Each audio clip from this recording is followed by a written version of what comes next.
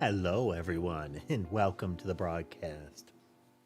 It's going to be another coding stream today, but before we get into that, let's check in with the kitties. We do have, let's see, Molly up in the tree, Sammy and Mason on the bed, Ember is in her spot,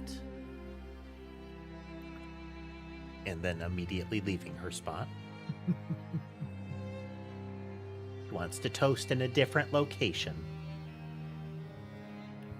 Sure, all the dials are turned properly.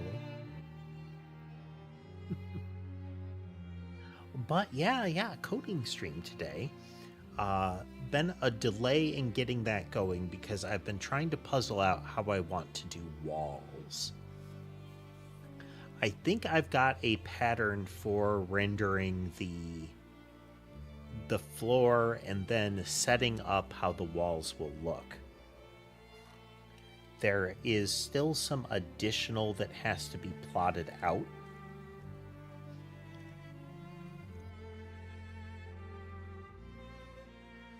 Because I want to be able to separate background in this regard, but it might be...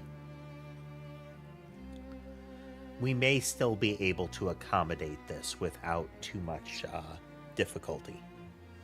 Look at that. Look at that big stretch from her. Look at that. You're cozy, huh? Yeah. But we'll have to see. We're going to have to see. So part of... Let's wade in here. Okay, so last time, we made the decision that map space was just going to be a thing that we defined out in the world. And initially I thought we would define like sub-regions in it to say, this is dead space, you know? Like there's nothing there. This is a hole in the ground.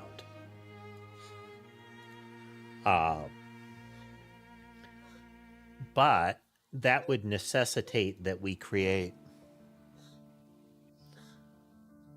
that we would create box regions around this and position them properly. So we're still calculating how big this region is, how big this region is, and we're setting up these collision boxes around. We can still do this. Let's keep in mind, this is still an option. But there's a lot of moving parts here as far as how things will function. The movable space isn't an issue. This is essentially stuff that does nothing. But we need to be able to determine how to work with this space, how to move along it, how to properly collide with it. If these are areas set up to interact with the areas that are the collision spaces of enemies, of the existing entity objects, then these are permeable. When two areas collide with each other in Godot, there's nothing that actually happens by default. Instead, what you get is you get messages, you get events that happen that say this area bumped into this area. So if one circle is seeking another one, so like a bullet hits an enemy, the bullet is looking for enemy objects to run into. That causes an event that says this source entity, the bullet, ran into this target entity, the enemy in that case. Which is great, but that doesn't actually do anything in world space by default. And the action that we're setting out to do is not complicated. The action that we're setting out to do is to say, if something runs into this, stop.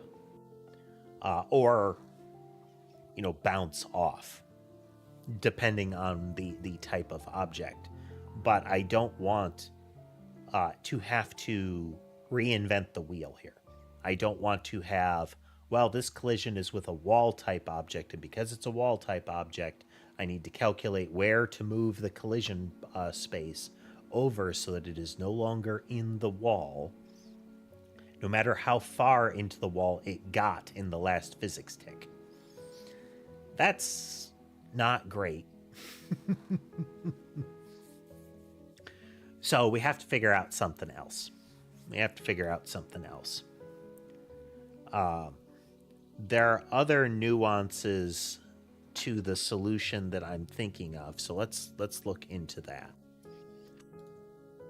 Like this, ultimately, I want to. Let's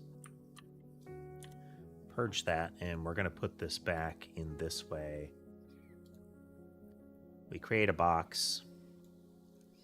We fill that box with green. We go in and we create another box and say that this is a collision zone. We say, nope. Before I do that, make the mistake again. We say this is a collision zone. We say this is a collision zone. This and this and this. Now, the floor is just a texture. It is just a thing that I rendered. So this is the, let's just create kind of bumpers around space. We know how big the space is so that we can create the ones around the edge automatically. I can just look at this texture and say it's this big. Okay, the collision spaces will be this big, and thus they go here. And the weakness of this pattern is I have to do the collision logic myself. So if a object of any kind, if an enemy, a player, or something like that bumps into these walls, I have to do the calculation myself. This is not off the table. It allows flexibility, but I'm not currently looking at complex operations with a wall. And in fact, with some of them, I don't really want substantial operations here. Hey there, Dodds. Well, feel free to lurk, folks. If you want to just listen along, that's fine. I know some people are doing other things or just like to listen. And I know that's like a video thing, is people just listen to videos while they're doing other stuff. That is common and acceptable. Okay, model 2 is that we are looking at creating a region around the box. We're just gonna simplify this a little bit. So I'm going to create a region around the box, just so. And this is a grid region. So we're just gonna crudely indicate that this is grid space. Okay, so this grid is absolute. I know how big the texture is. I can calculate where to put this texture and then decide on the grid. When I'm creating the texture, it does need to be grid sized so that there isn't a weird gap at the bottom to deal with. But first we do that. Then we have a secondary file hovering out here that says, okay, within this grid, within this thing, there is also this space here. And that tells us that we also fill the grid in this space. And this space has the same thing going for it.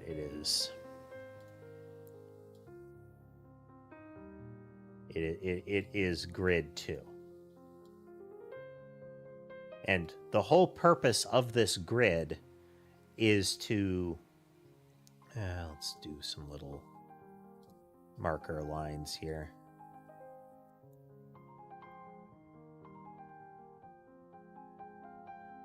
This grid has no visual element to it. All it is a tile map layer that has collision built into it and will be baked into the level once it is created. Or once the level is loaded, we generate this tile map and say, this is all that it works like. Hey, Deku. Welcome. We're plotting out what we'll be doing today. So, nuance to this, though, is an area can collide with this, but that creates the same situation. Is the circle impacts it and nothing happens by default. And this is still a problem for us. And I'd like to work through it. So right now, what we've got is the issue remains, and that's that I don't want to remake the wheel here. We are indeed engaging our brain here, Tess.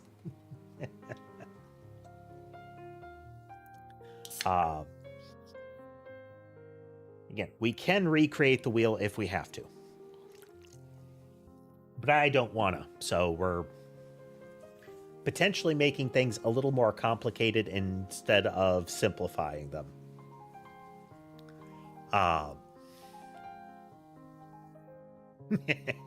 Brain is braining.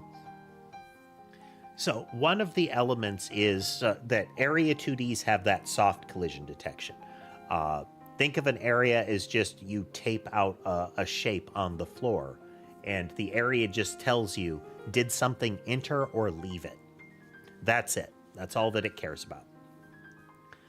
But there is a type called a physics body. And a physics body, I think an area is technically a physics body, but we're going with the ones that stay being considered bodies. The default one would be like a character body. So the classic player character in a platformer is a character body. It is meant to receive operations that say it's going to get moved around by code. Tile maps are bodies. If we were to attach a body to all of our entities, then we get access to two different types of movement operation. Move and collide and move and slide. Move and collide says, give me a velocity and I will move along this line until I strike something, and then I will report a collision. I believe it's a kinematic collision. If it's move and slide, all of those collisions are still tracked, but instead of stopping, it kind of glides along it based on the surface and the angle of incidence there. For the most part, most things won't actually care about what they're moving through. For most bullets, I'm not as concerned about getting a hard collision and keeping that. I'm concerned about there being a collision and then performing an operation accordingly. So, for example, a bullet is very likely to not use a body in the same fashion. Its body would only be looking for a wall and saying, okay, I struck a wall. I'm going to tell the entity that I struck a wall, and then it can do what it wants to do, kind of thing. But a player is probably going to move and slide, such that if you push against the wall, if you're moving at an angle, you'll kind of grind along that surface. So you'll lose speed, but you'll keep moving, kind of thing. No actual friction, it's just that your vector is thrown off. Enemies will move and slide along walls, but, and I've tested that this actually functions the way I want it to, with a big ol' asterisk at the end of that we'll get into in a moment.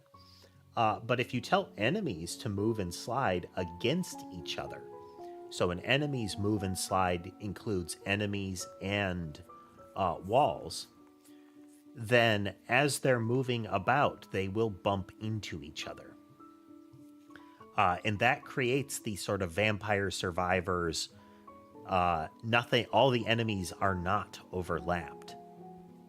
I'm sure there's a way to make it so that there is like move and slide priority, so things will shove other things out of the way as they move, cause those to slide in their path. But for the time being, we just want that sort of like altered movement. There is likely to be some wiggle to that, but yeah, we'll get there. So this is what I'd like to do, is this kind of pattern. This necessitates something else, though. And so what we've got for, say, like an enemy, let's just use the little blob dudes. They have a space around them that is, do we have an oblong? So I've created a space around them. It's technically a kind of a pill shape is how it actually is set up, but you can look at it as like a squished circle that is creating like pseudo 3D, kind of a 2.5D vibe, is that you only actually run into them if the 2D shape runs into their feet or equivalent thereof. The yarn ball bullet is an exception to that in that it is, its collision space is effectively on top of it. We'll expand it out so you can see it. Because it's, even though the yarn ball is, and it's not colliding while it's bouncing, but even though the yarn ball technically has that same like 2.5D kind of vibe to it, from a player perspective, from what you can see, it's easier to conceptualize that the whole bullet is there.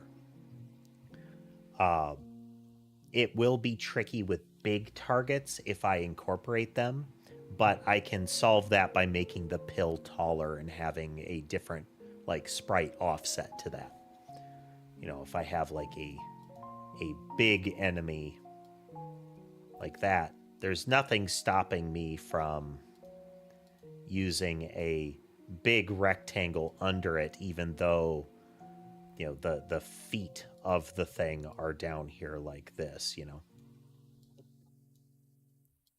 So even though the perceived collision area of it might be like this, for playability and ease of reading the screen, it'd be more advantageous to make it a bigger target.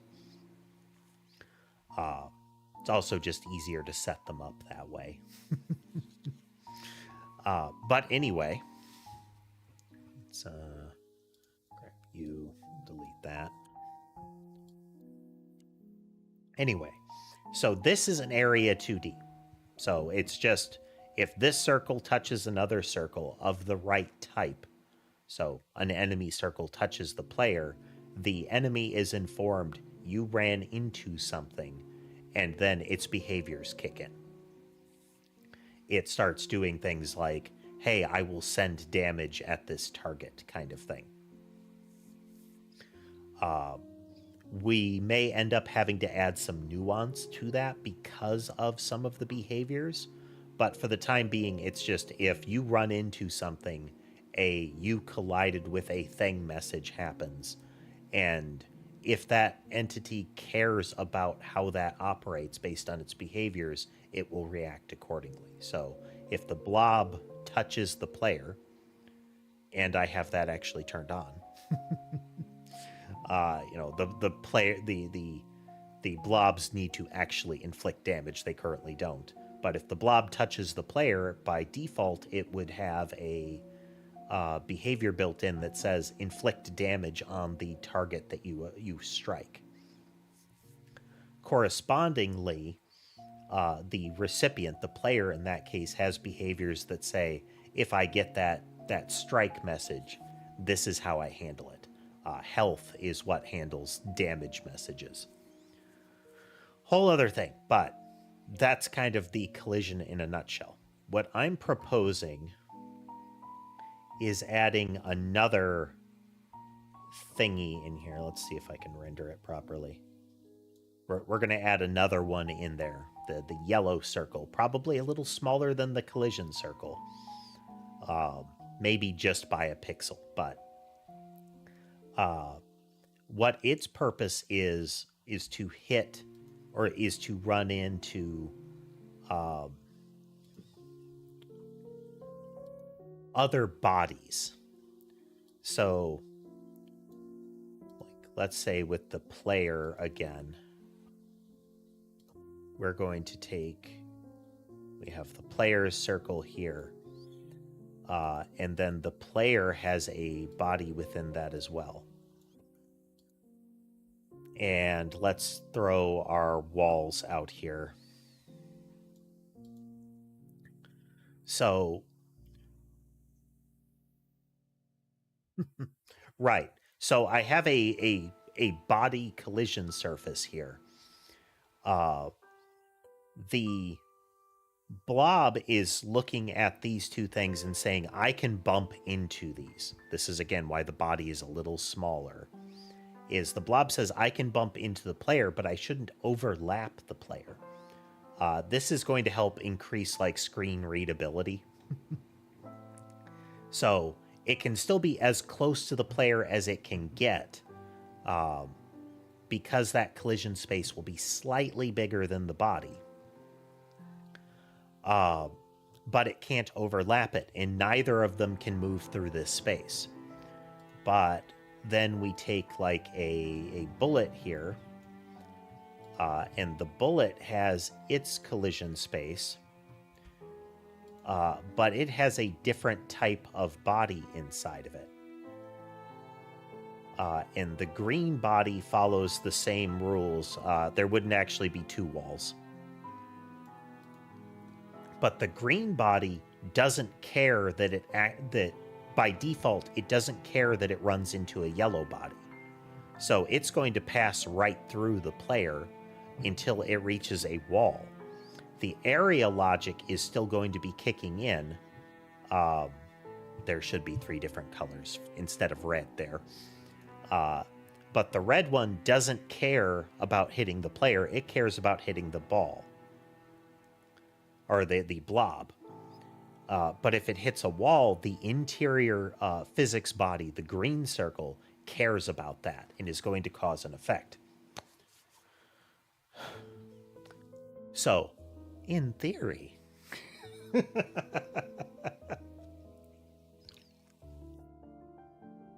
that's what we'll be doing. But in practice, I've run into some errors trying to set this up. There's something about the way I was programmatically creating the bodies that didn't work. Well, I'm sorry.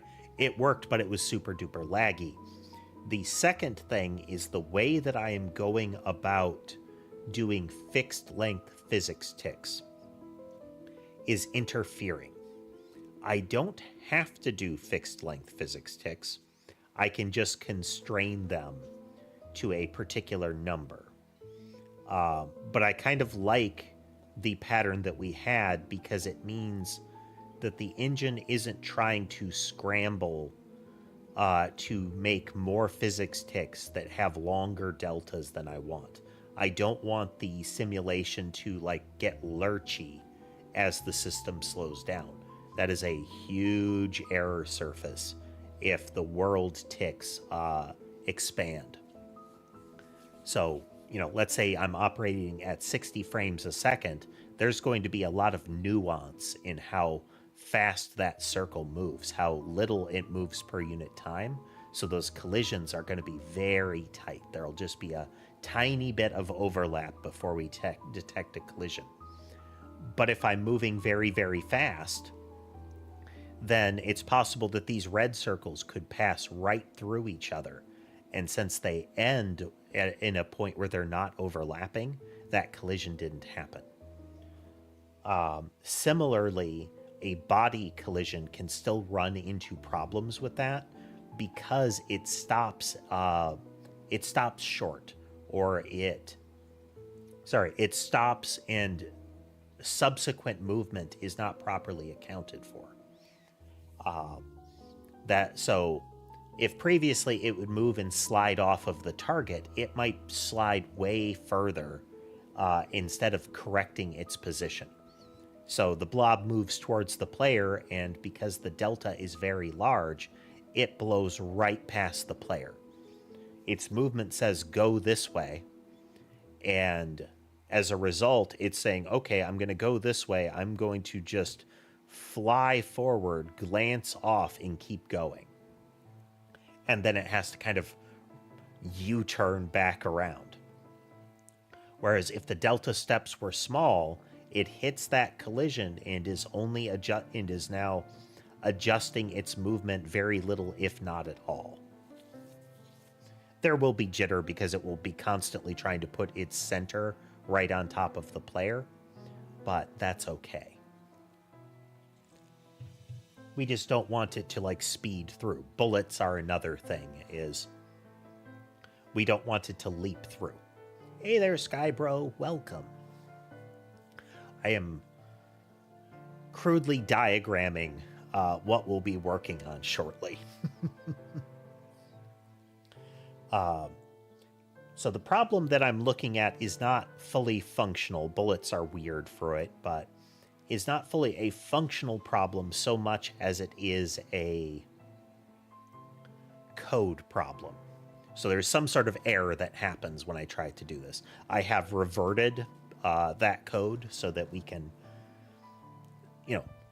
start fresh after the but what if, and I just start throwing things together stage of the coding. But we'll be doing the same thing. We will be laying out a test version of it by just incorporating bodies sort of blindly into the pattern and trying to get it there. One part of the equation that we have to deal with is the variable delta. So when we're using character bodies, Godot handles delta itself. So move and slide and move and collide know what the last physics delta was for the step that it's in. I don't want that. I want to be able to assert what that delta is. Because then it becomes that the delta is never more than this and it's never less than this. It is all the world ticks at a fixed rate, even if because of the processing the tick happens more or less frequently. We still get one tick every 60th of a second. The tick size is 1/60th of a second, even if it happens 180 times a second or 2 times a second. The simulation only ticks at 60 times a second. I want that. Can we do that? We'll see. It is technically possible, but we would have to get the delta. Do I like that? The solution that would probably come of that? Also, no. Because that solution would result in just wiggliness, just very much wiggliness. Let's show the game simulation to talk through some of that. Should be in physics process. Okay, so we get a delta in. We let whatever the basic node does handle it.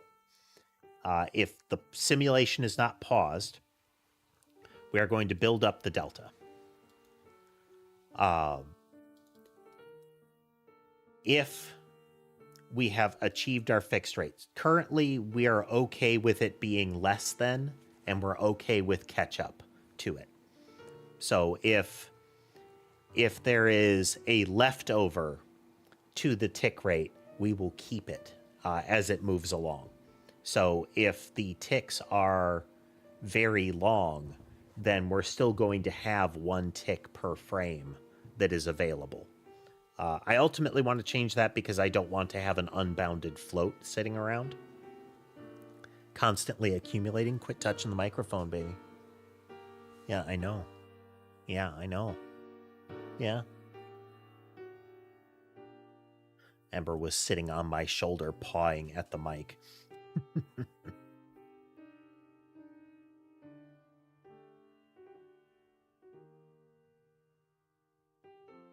Ultimately, all of these need to get a time passed message.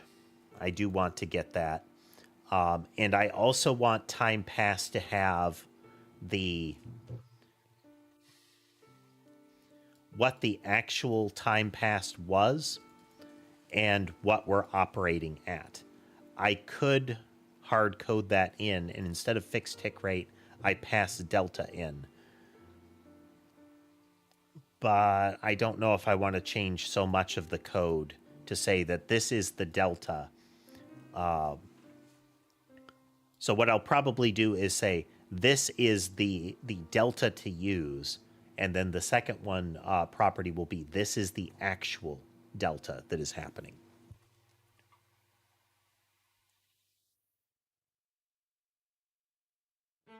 We are doing that for a very particular purpose. And that's because move and slide and move and collide do the delta for us. I hate that it does. Everywhere else, every other place, you constantly get told, and it is a habit that you do, that you account for the delta. You account for how much time has passed since the last tick. Except in that case. And in that case, it assumes that you want to use that for that operation. That prevents me from controlling this. And saying, I know that it's ticking faster, I want it to tick slower. So I'm going to give you half delta.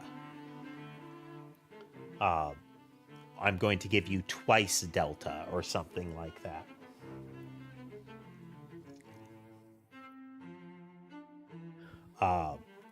It's not really how I'd want to do it, but, you know, that would give me granular control, which I won't have as a result of this pattern. But so what we're going to do is we're going to edit a time passed message to have a second property that is, well, a separate constructor, let's say.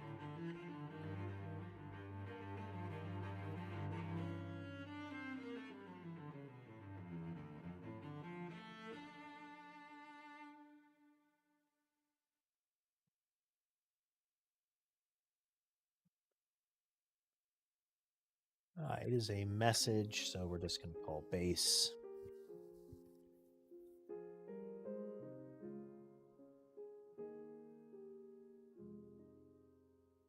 And both of these will have a protected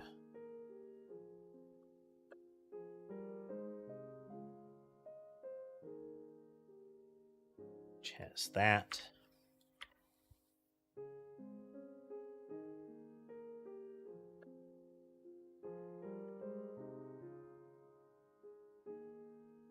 I may yet change this to be a float internally, but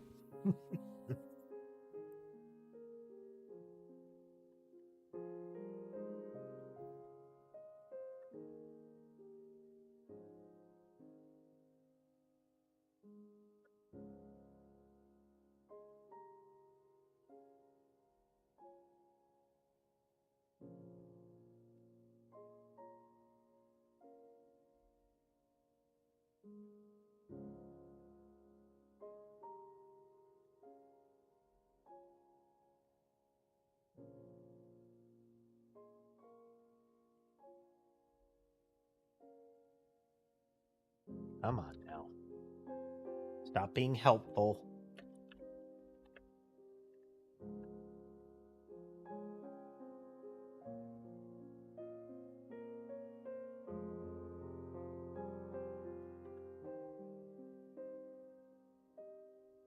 Okay, so what we're setting up is that one, we are creating a translation so that delta to use is actually the delta that you're dealing with. You can access it directly. This is just a proxy for it as far as the rest of code is concerned. This is the delta that you are actually using. This is for code clarity. Actual delta is the delta that happened in the last step. This is very different. And based on the way that we're using fixed delta ticks, fixed size physics ticks, this is actually going to functionally be way less than the delta that we're using. Okay, technically it can be more, but no matter how many ticks have passed, so say I'm getting lots and lots of frames per second, this is actually going to be lower. If, say, I have fixed tick to 60 times a second, so 1/60th is what delta to use will always be. But if I'm getting 120 frames a second, then actual delta will be half that. We are only going to need that later when we are dealing with making the bodies move around.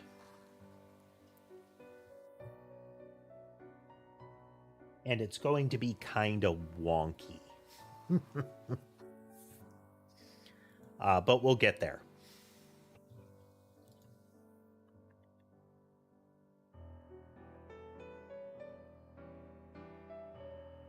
Actually, we're going to do this.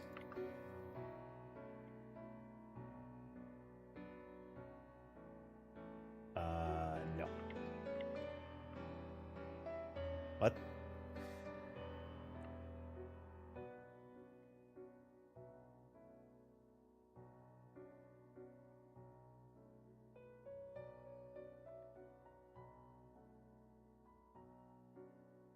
Set deltas.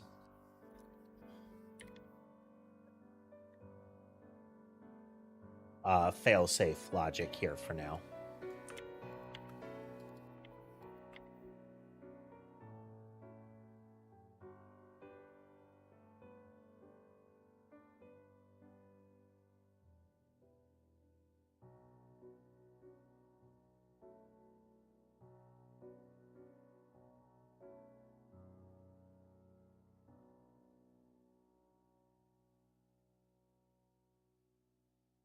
Then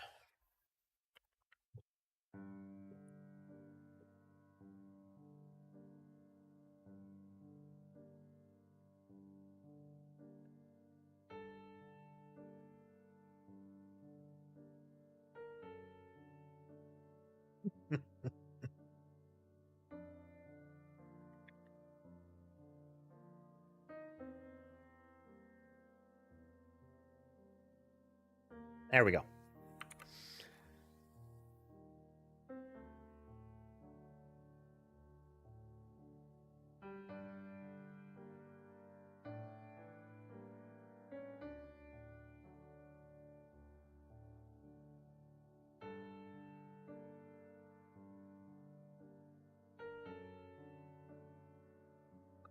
Base entity. Okay, this is another spot that we want to deal with. This is a pattern that we don't actually want to use. I don't want to call update. I want to give it a time passed message. And then we can just relay that time passed message down through anything that we want to give time passed to. Okie dokie. Let's commit that off here.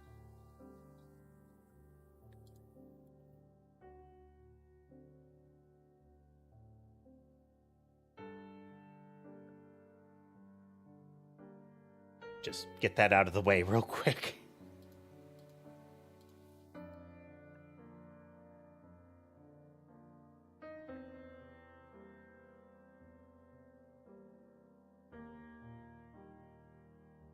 So what we're moving towards is that we need to translate the movement over the actual simulation delta that we're using into movement over the course of the physics tick delta. So in our example, it's I need to translate one tile over the course of a sixth of a tile over the course of a sixth of a second into half a tile over. I need to convert half of a tile over the course of a minute into a full tile over that, or over the course of.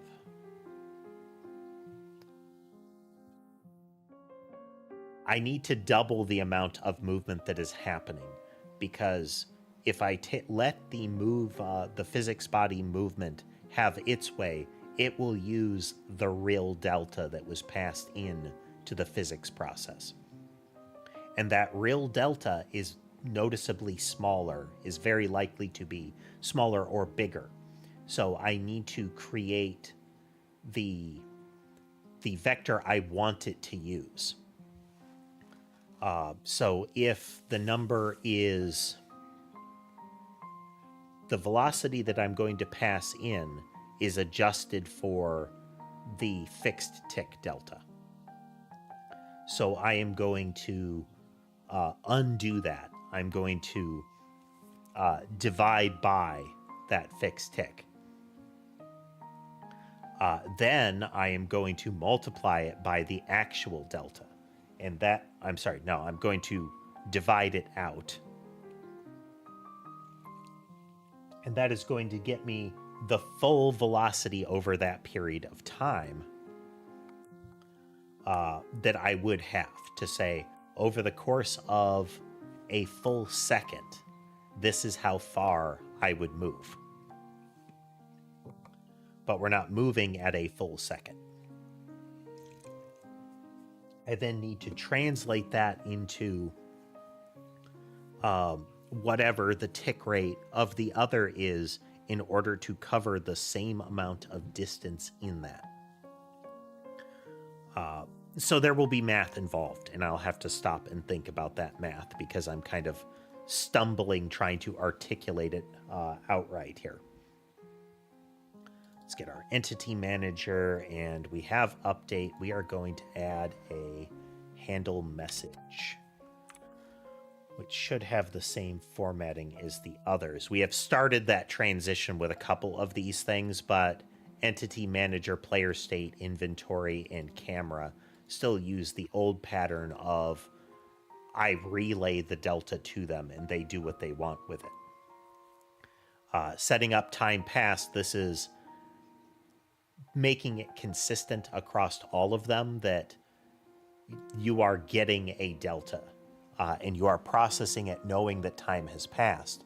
But it also gives us an opportunity to pass more messages in and control more of the flow from a game state perspective instead of each one doing their own thing with it.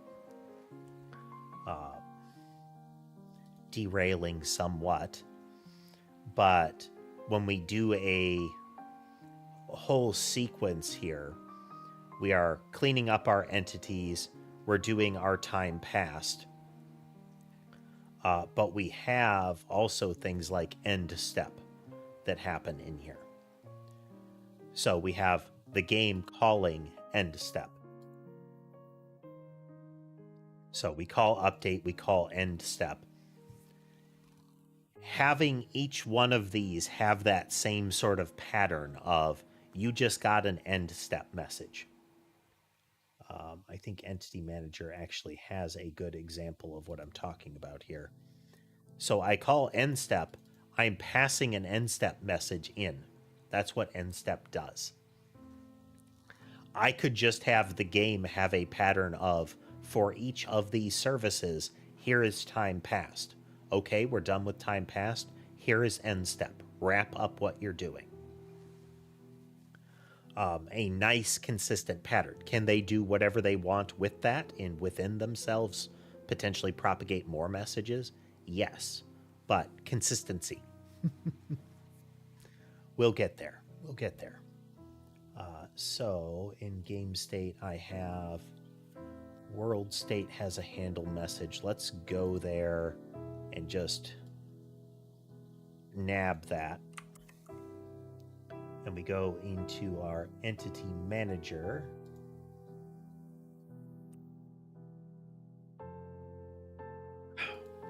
Fucking autocomplete sometimes just infuriates me.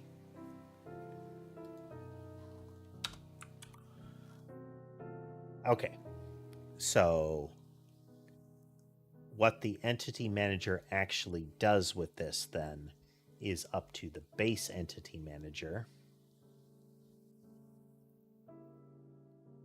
Here.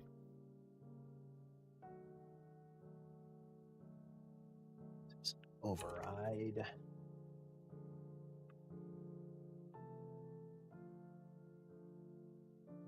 If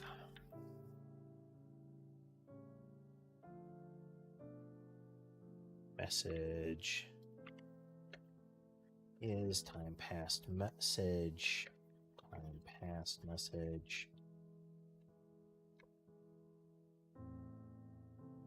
we are going to do all of this.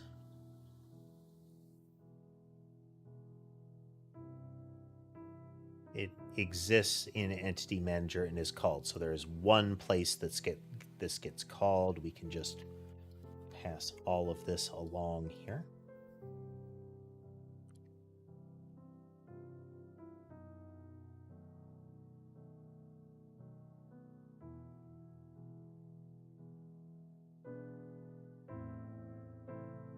Get rid of you, and we're going to say time past message.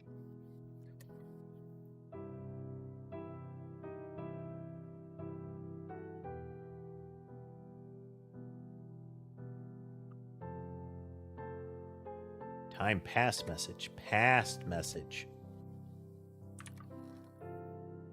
Okay.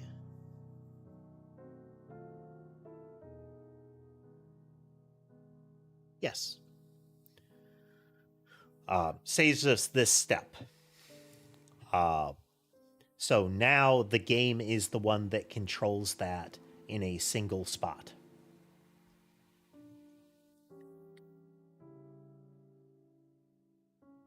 I will need to update this.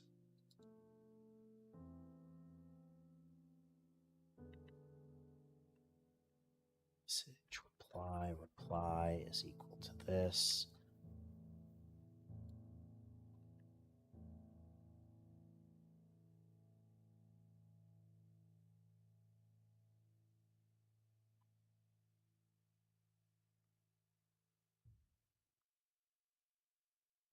Okay, what the reply thing is technically true stuff. So a game message reply is a mechanism for saying I did something with this message, or I have caused this message to go away. Time past will almost never be consumed. I can't think of a circumstance currently where you would eat time past. Can you? Yes. Should you? No. But let's say a damage message. If a damage message gets to strikes an entity, and that entity tanked the hit, so it had 10 hearts, it only took 1 heart of damage, that damage isn't going any further. We tell it was acted upon, so damage was taken, and that entity says, and I ate the message. Nothing else in my behavior chain gets to see the message. Could it? Yes. But that's an example of that kind of thing, is this message stops here, is consumed, and this message was acted upon, tells the entity that sent the message whether anything happened as a result. That is for things like a bullet hits a target and that target is invulnerable, like an iframe is happening, that damage is not acted upon. That can result in different behaviors. We could have the bullet damages itself anyway, because it says, but it was still a hit, and so I get absorbed. But additionally, you could have the bullet keep going because the thing was invulnerable. It was not acted upon because it never went to the health. We just skipped it. So the bullet doesn't damage itself, it keeps going. Could it happen other ways? Yes, but that's what that is for. And that's why I've set it up, because throughout this, if I have another place that I send the message, I can take each of those and merge them in if I wanted to. For now, we're not. But I could. I could have reply.merge this call every time. If any of the entities say they consumed it, it gets consumed. In fact, I should. What I should do is this. So anytime this message gets passed somewhere, I should say this. What merge will do is it will say, take the thing that you gave it and kind of OR in the results. If any of these have was acted on, this message now does. If any of these say it was consumed, this message now says it was consumed. This can vary. Again, time passed, like this particular example, we're not going to stop passing it to each entity because it was consumed. Consumed matters more inside the entity. But the entity manager is not going to suddenly stop telling all of the entities that, hey, time passed.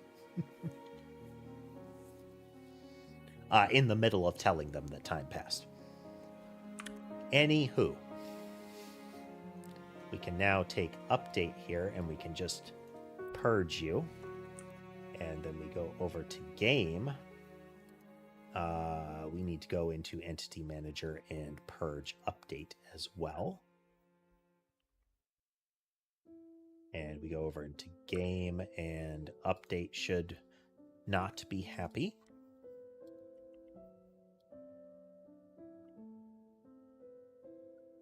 And we are going to make a new one that has delta on it. So the one that you act on is always the fixed tick rate.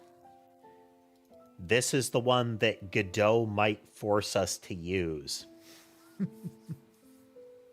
But now we have this. Hooray. We'll keep that for now. I do need to revisit.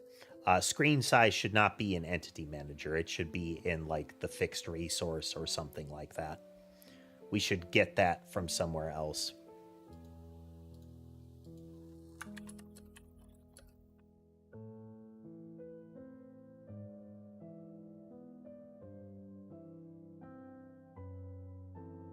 Off you go.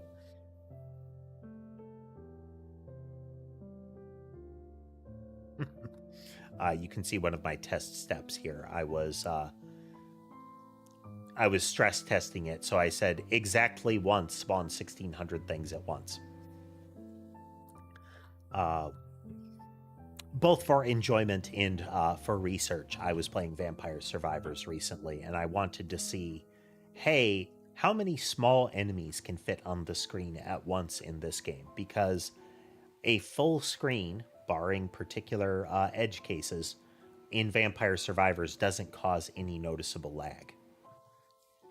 A full screen in Vampire Survivors of small entities is about 800 enemies. Ish. If then we say one bullet is going after every one of those at a given time, that's 1,600 things. So bare minimum, we want 1,600 things to be operating at 30 to 60 frames a second, ideally 60. And I was getting that even with the bodies incorporated. But there's more testing that needs to happen there. Okie doke. So we have that. Let's make sure. Okay, good. We have that fully committed.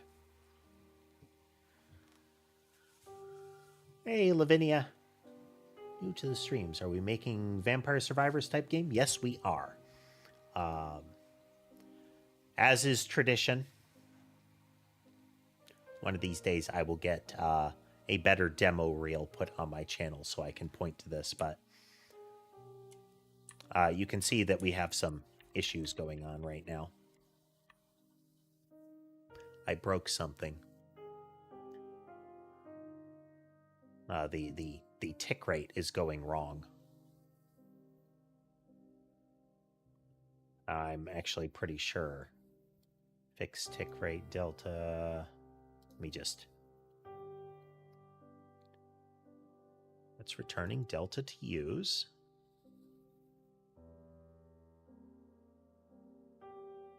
Creating it with a single one. Why that happened? Anyway, we're using Godot. We're doing most of the work in C#. We only interact with Godot for the purposes of the scene tree wherever possible, because we're doing a lot of little micro optimization here. Should you sub? If you like the kind of content that you are seeing, Tiffany, then feel free to sub. But the core gimmick of this is, instead of there being piles of individual weapons that have a whole lot of like special behaviors, weapons will start with simple behaviors, but you can add more behaviors to them.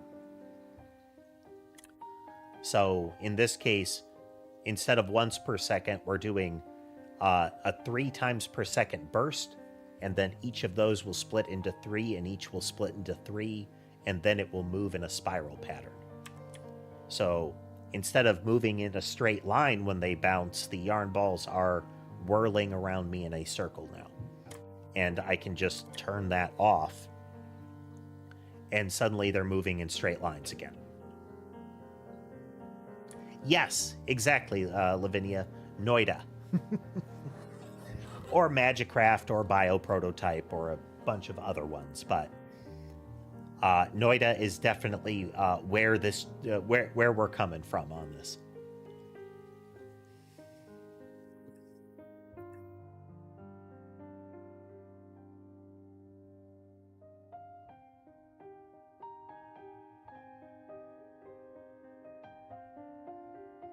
It's not trigger message. No, that is trigger message. What did I break? What did I break?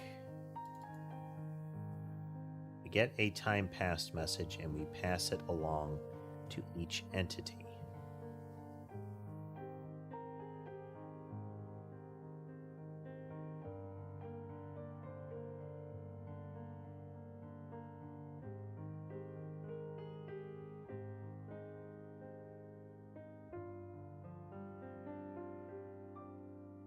What is going on there?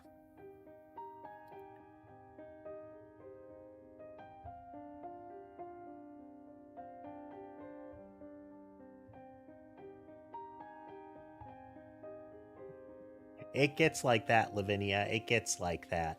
That is a big problem for me, is if I lose momentum, if I no longer have a very clear goal, it's hard for me to do anything with the project. To some extent, that's why I've really tried to keep the mental energy enough to actually schedule a coding stream, because it creates a forcing function for me. Like, but I have to.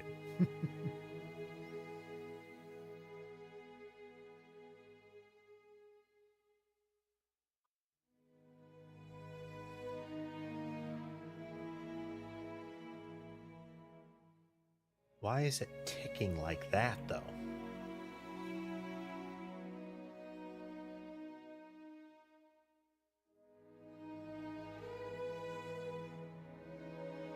Not what I meant to press.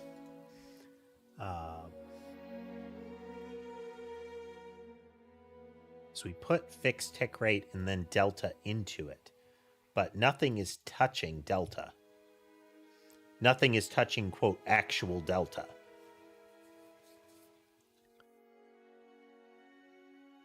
We were calling update. Did I break something when I switched over to calling this? Shouldn't be.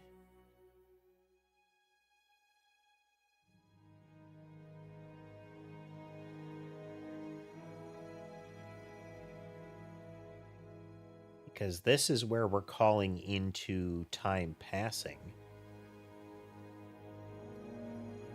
Just for testing purposes, time passed message.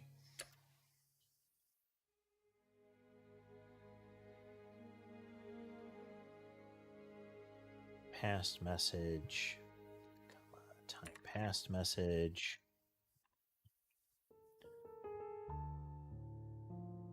We're going to do a quick check here and see if I've broken something about the message creation pattern here. Why? Why? Oh, no. What did I miss? What did I miss? That.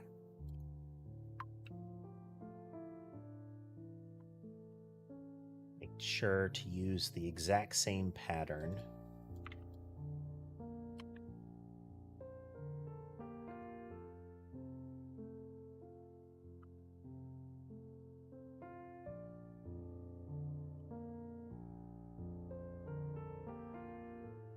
Okay.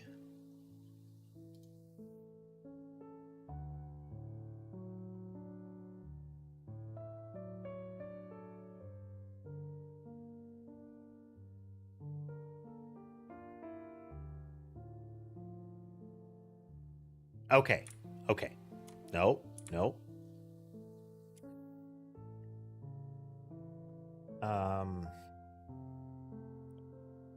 Let's verify that again, actually. Because the blobs were moving smoothly.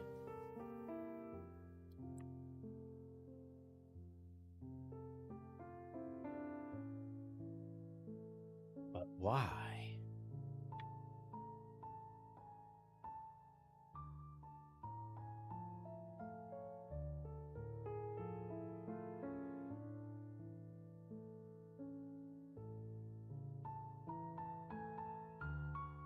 Is it just something about the player? Definitely lurchy motion from the player.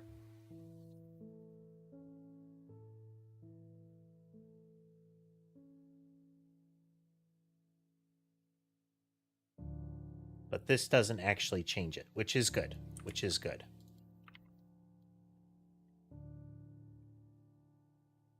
But that it is causing it to behave differently is bad. All right, quick break. I will be right back. Wrong button. That button.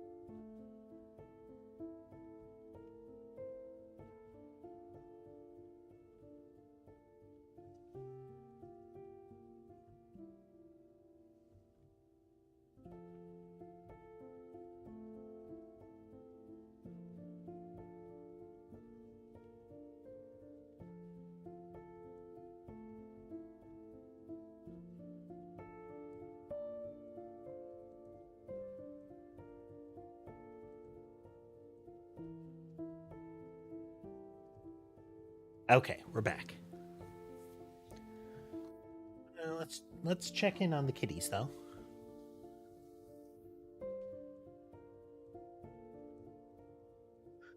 We have Sherbet and Sammy on the bed still. Mason has moved over to his intercept location. Let's use the tree. So we have Sky and Molly up there. This implies to me that it is the player's movement logic that is actually going wrong.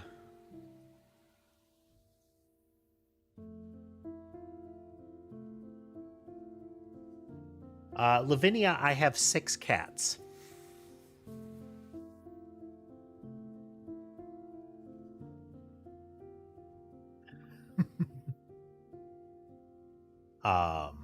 Shown are my oldest cat and my youngest cat at the moment.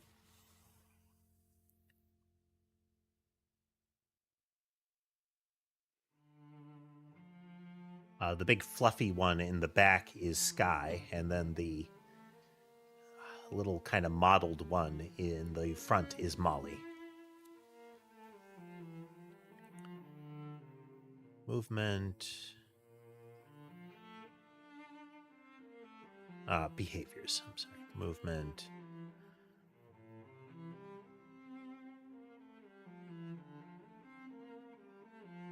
Player.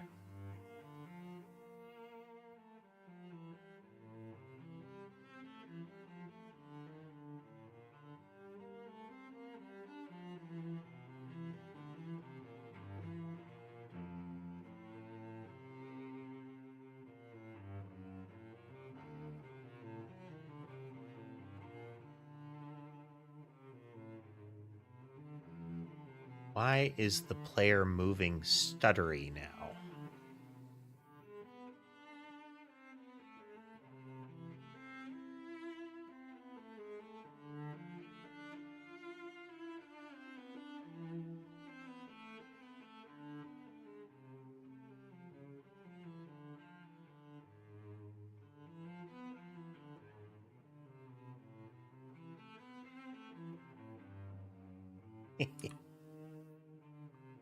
Okay, it's right when other things start to get created. Find this real quick here.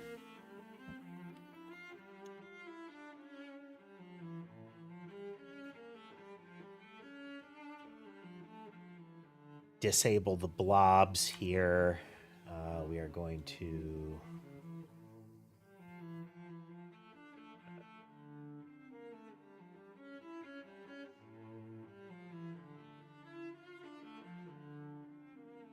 Apparently 440 followers was a goal. This was the napkin math for amount of stuff in the Vampire Survivors screen. Level test. We should have our folder open. We should be able to find our player data.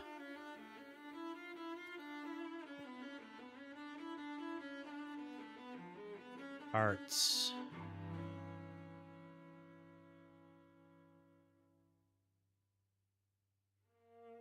We are going to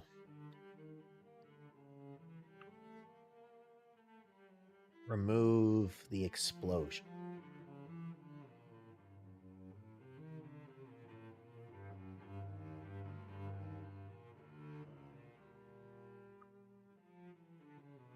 Okay.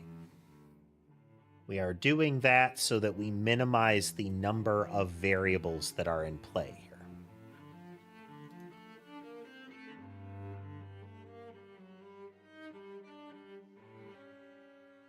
Why would the explosion do that?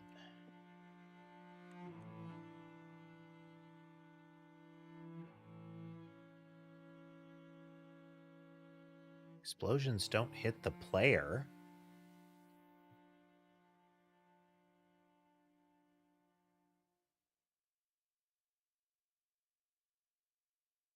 Leave something in? No.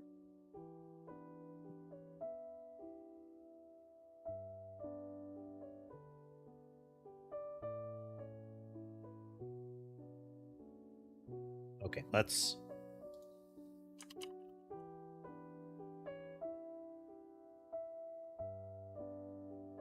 add another variable in.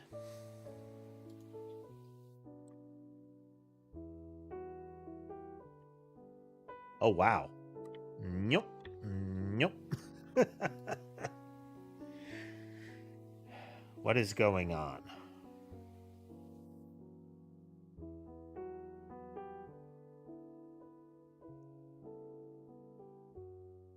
So the more...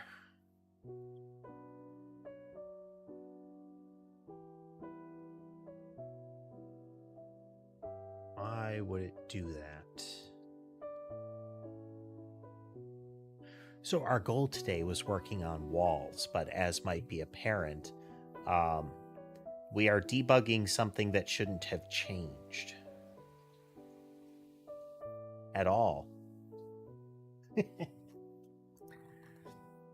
I know a couple of folks that have been on the stream, Lavinia, that have, finally taken the dive or decided that they want to try to do game dev as well. And ultimately, if you've ever thought of making a game, that's how you do it. Just do it. There are a lot of different things that you have to do and make, but, there you go. Okay, when an entity gets a time passed message, they receive that, and we mark that the message was acted on. Message was acted on.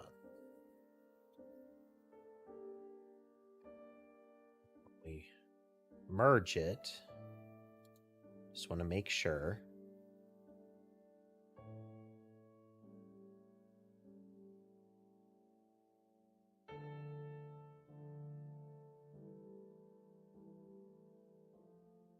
That's not right. We're messing it up that way.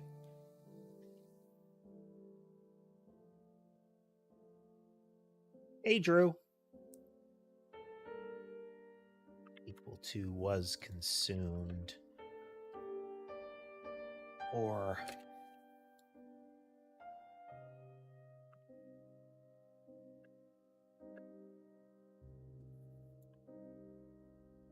that's what it's supposed to do. If I set it to true, it stays true.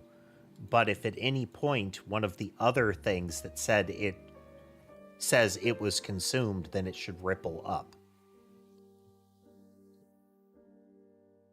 If you want to change that behavior, you hard override it afterwards. Oh, well, thank you, Drew. Thank you.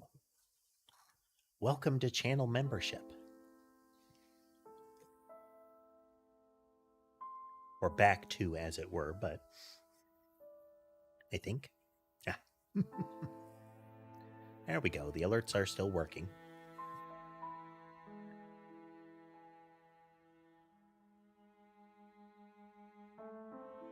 Okay, did I botch that? Is that what's going wrong? Nope.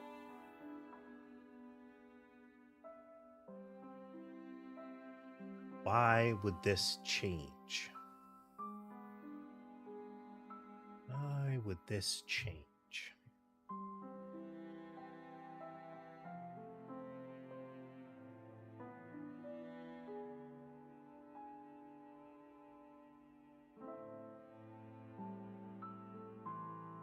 We had been passing fixed tick rate in, so it was getting that.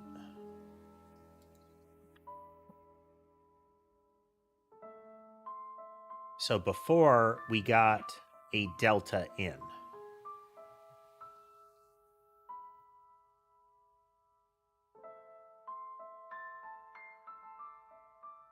And we would create a time passed message using that. So let's do this again.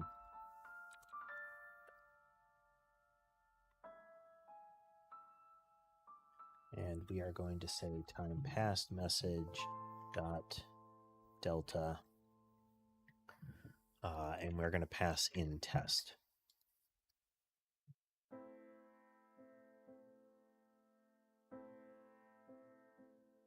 Okay. There is a deeper issue. It's both good and bad.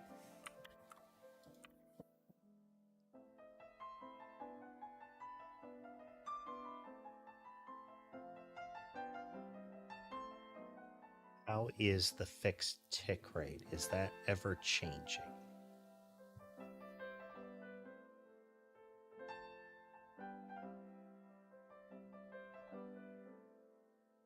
So there's also the implication.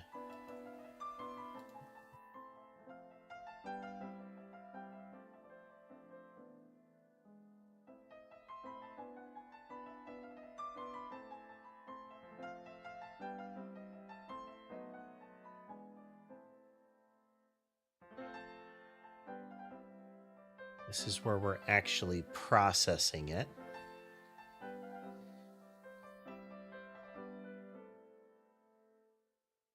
Again, though, it's only the player that seems to be exhibiting this behavior.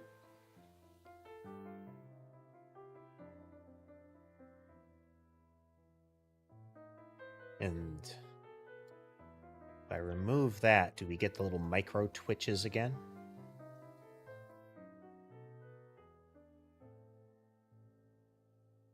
Nope, still the full big chunky ones.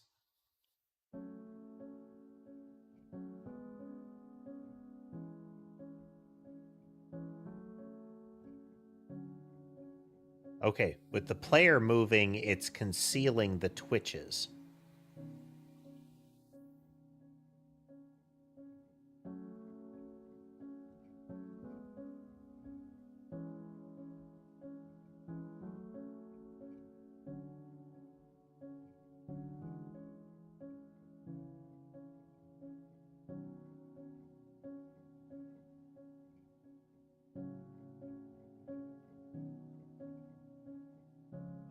It's the game tick that does this.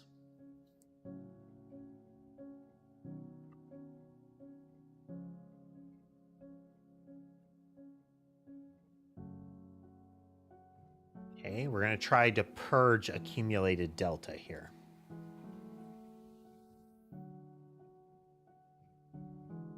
Anything that made it potentially worse? Why?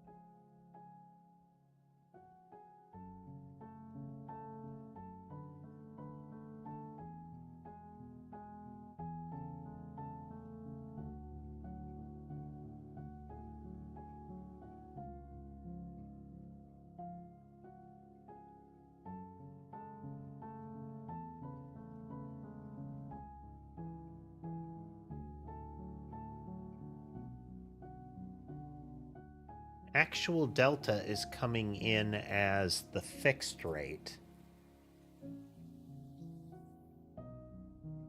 Why? Fixed tick rate should be static, though. Yeah, it is. Yeah. Delta to use is that 1 divided by 30.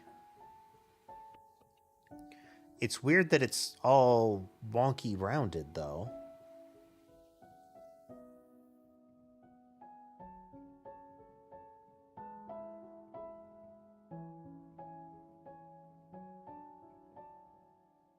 Ultimately shouldn't matter, though.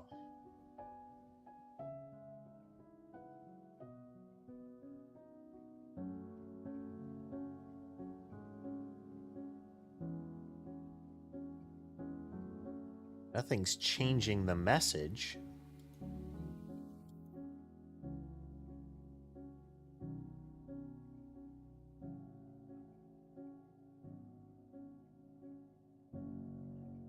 Second here.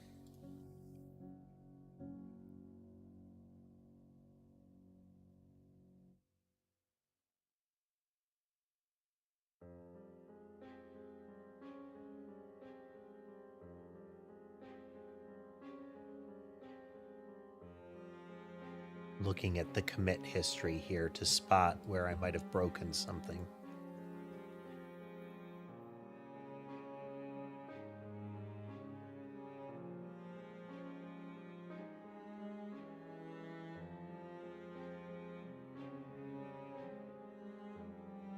Is that in?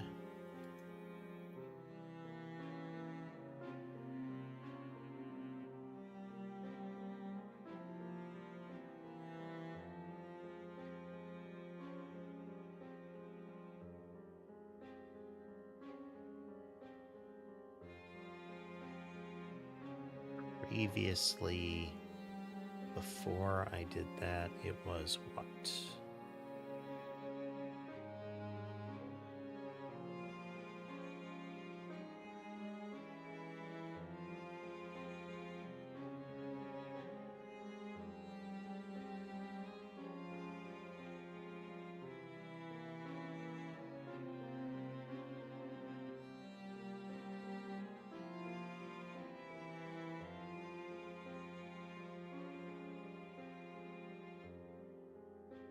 So 1 divided by 30.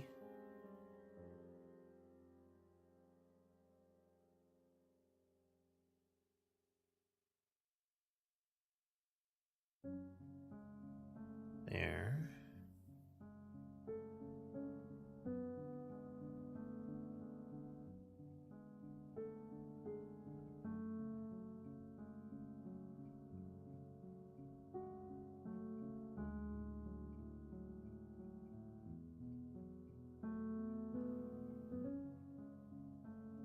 How odd. Back we go. Okay. It's not in the time passed message. It has to be somewhere else that this is happening. Previously, we were using 1 divided by 30. We're still using 1 divided by 30 in these messages. So what's going wrong?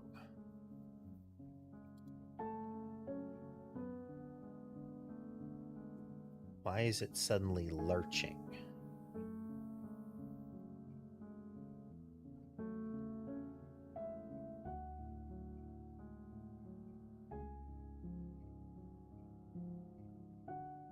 Because we're getting smooth flows here. Like, there are periods where they're moving as expected, and then periods where it's lurching.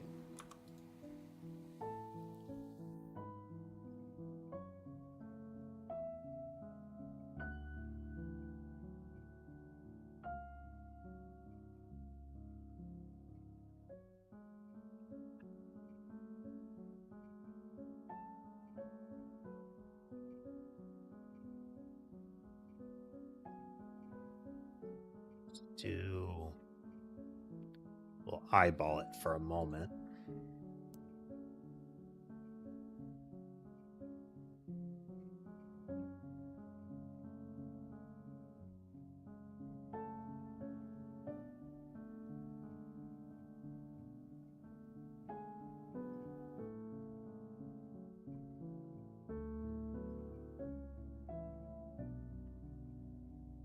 Let it run for a moment here.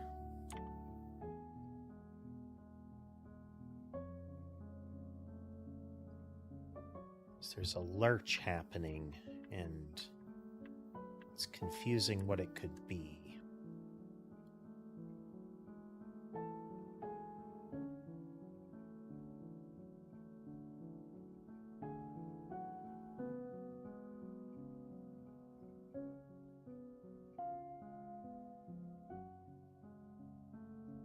All right, let's cut the entities down again so that we only have a few things active.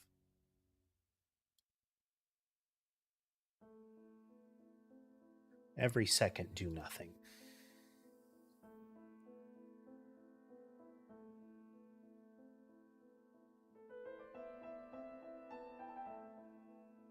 That shouldn't be happening.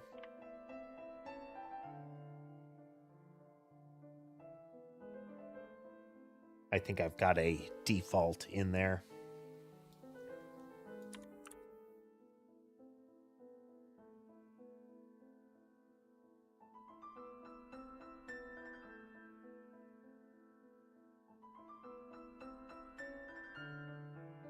Okay, everything is moving correctly.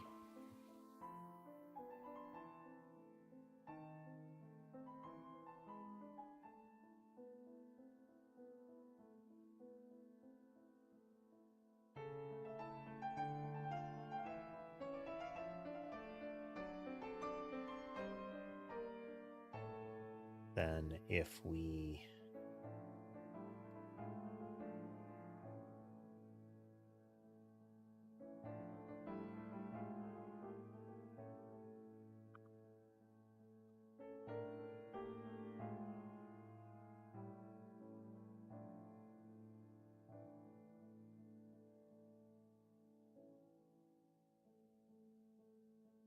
hey, the minute the blobs are in play, things are getting skewed.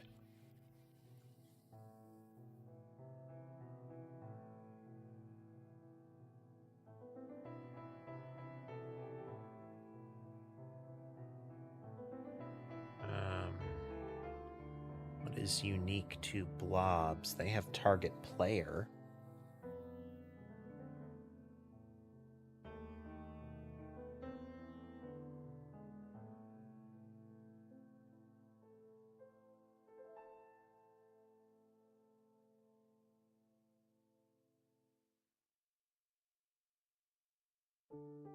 A movement behavior.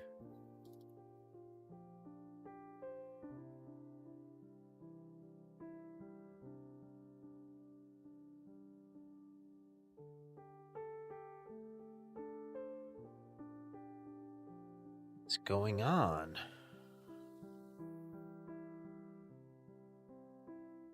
I can always fall back in code, but I don't know exactly when this happened. I don't think it was happening last night. Beverage.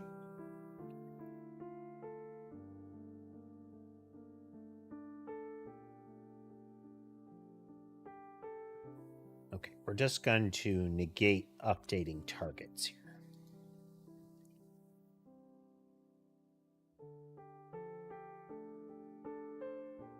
Okay, it's not the targeter.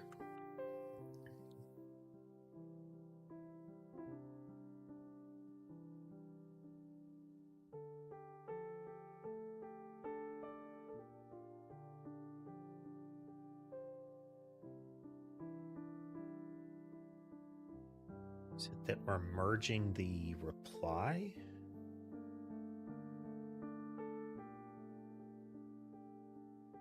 Like at all that we're merging the reply?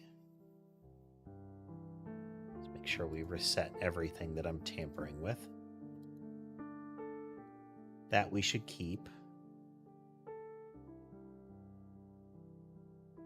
That we should keep.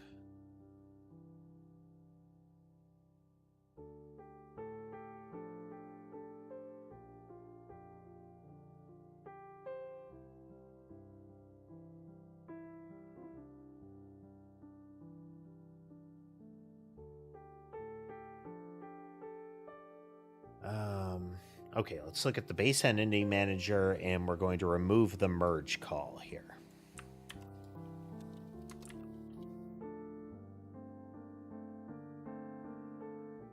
Piece by piece.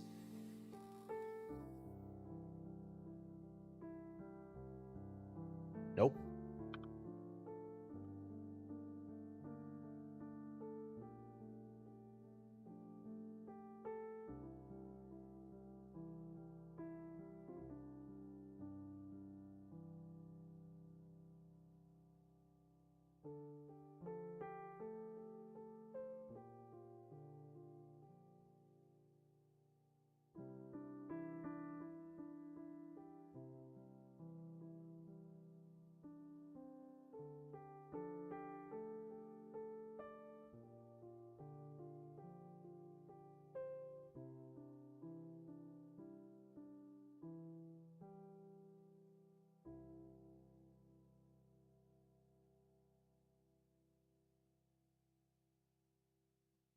Let this run for a bit.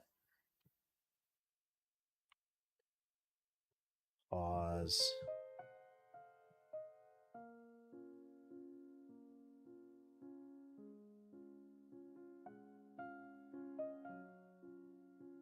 fixed amount of time is still passing.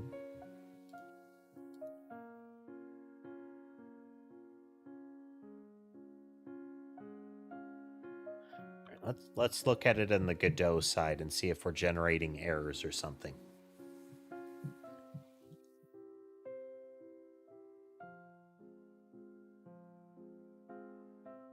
Same thing happens on the Godot side.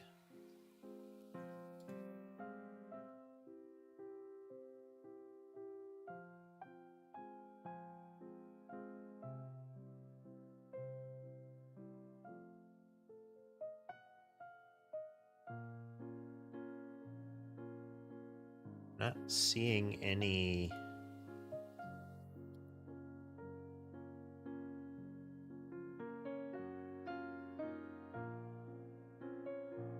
We have the startup.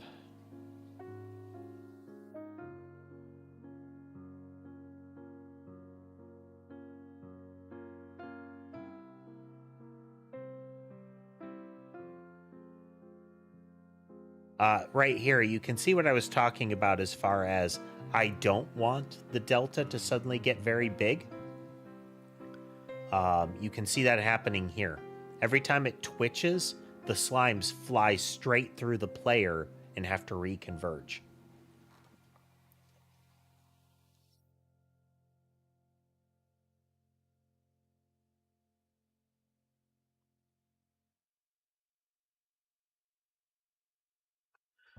No substantial change in like tick rate or anything like that, and the actual frames being recorded seem fine.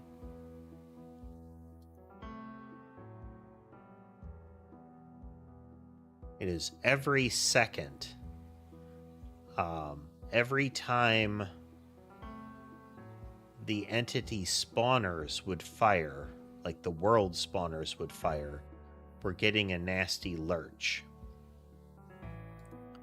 Because if we remove this, so if I set it to, it ends at 1, but it takes 2 seconds to fire.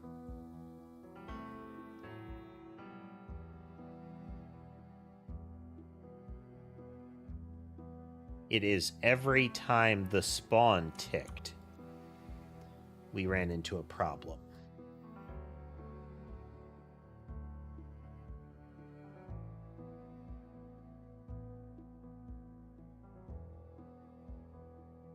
Which would imply it's in the world state manager that the actual issue is happening. Okay. Okay. Why that's happening, I don't know. Let's try to find out.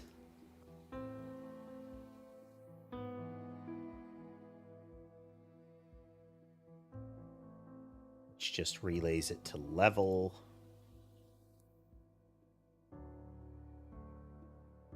Which just relays it along.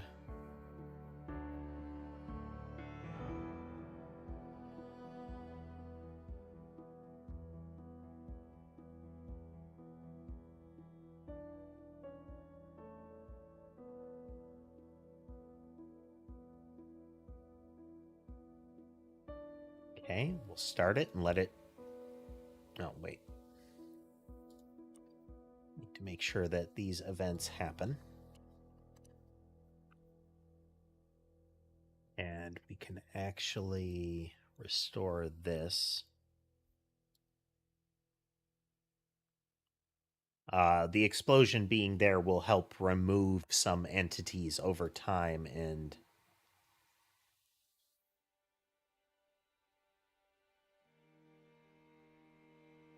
you can see one of the anomalies is that part of the ball movement rate is that there is a period when it launches itself upward. And if the 1 second happens to fall on the ball going up, it gets a lot of hang time.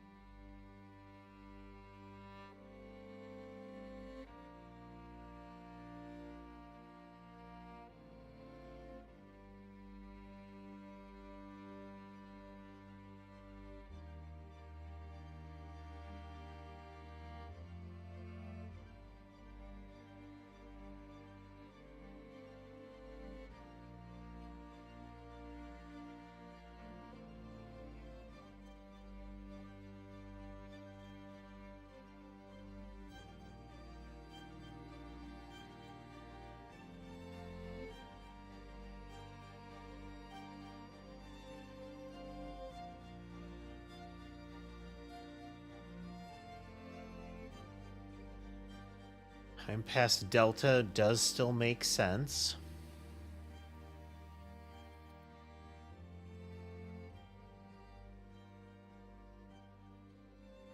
Nothing has changed with time past happening yet.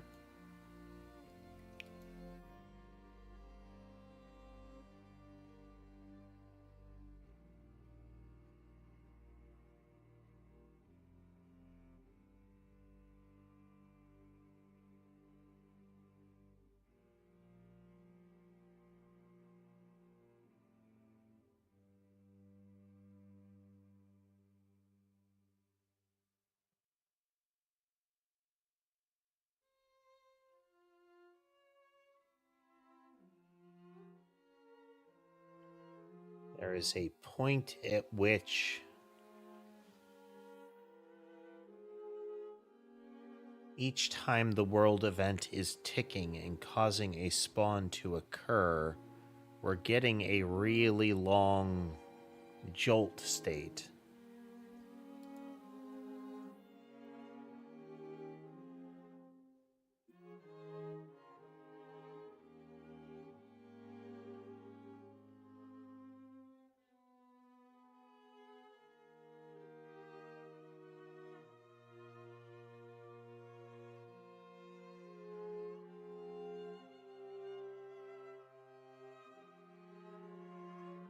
What's going on here?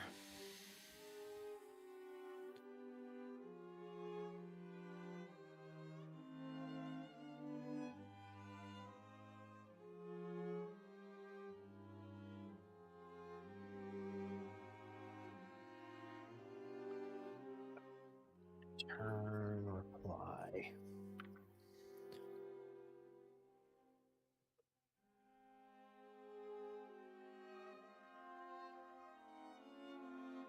Even if the blobs can't spawn, we're still getting the lurch happening here.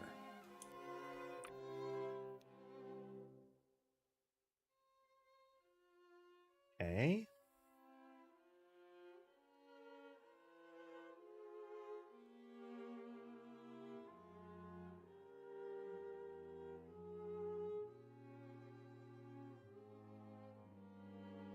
Okay, we will not relay the update to the level.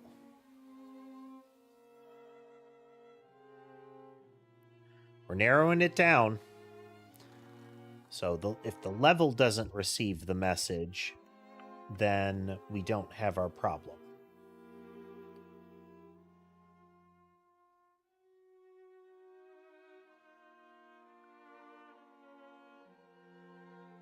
So this will happen, but let's just verify. World event list no longer being part of it. So for those that haven't coded before, systematic debugging here. We're trying to narrow down where the actual thing is happening. I'm being a bit overly granular here, but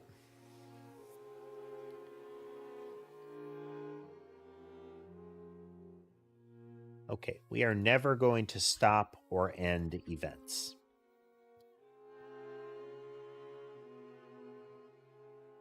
I have an idea of what's happening.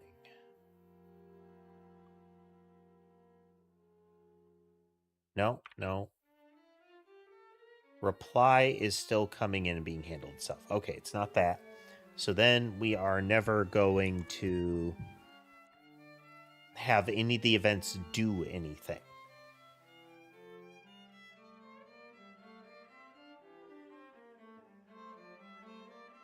Okay. This implies that it is any of these doing something that causes the problem. And we know that they are only entity spawner events here.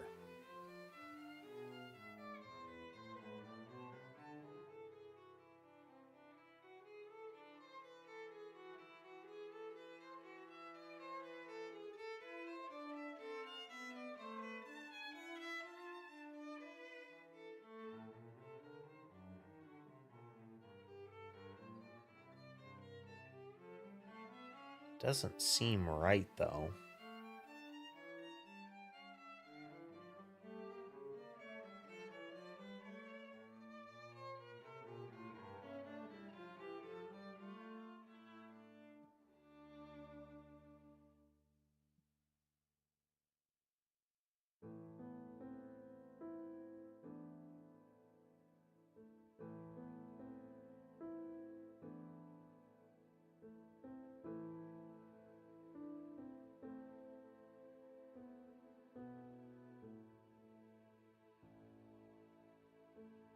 Okay, we'll leave the spawn point behavior in.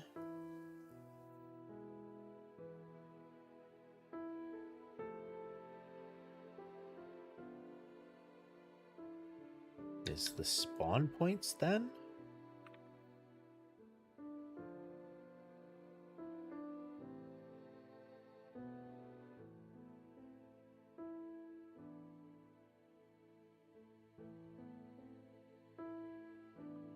No.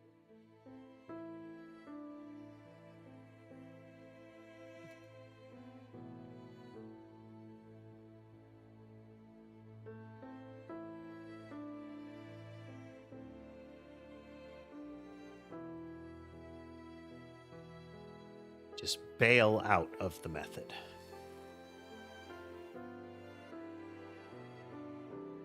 Okay, just doing this, when we call into this, is the problem.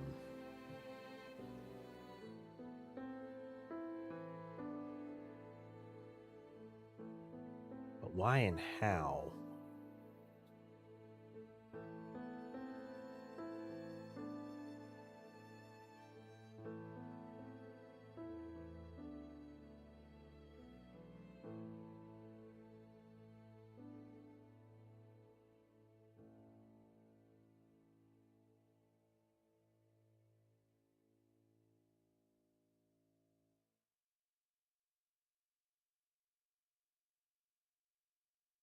Right there.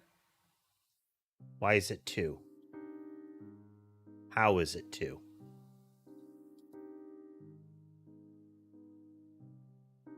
It's already 2 by the time it gets in. It got changed. And that is because of the... But what?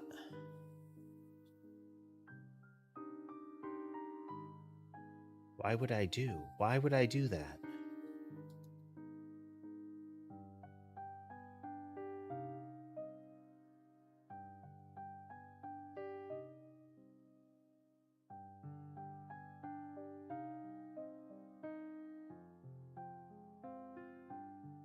This is altering the time passed. Every time the spawner fires, there is a point at which it changes the delta to 2 seconds, or however many seconds are set up in the frequency.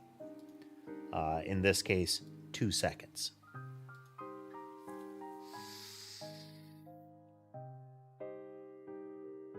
Why did I do this?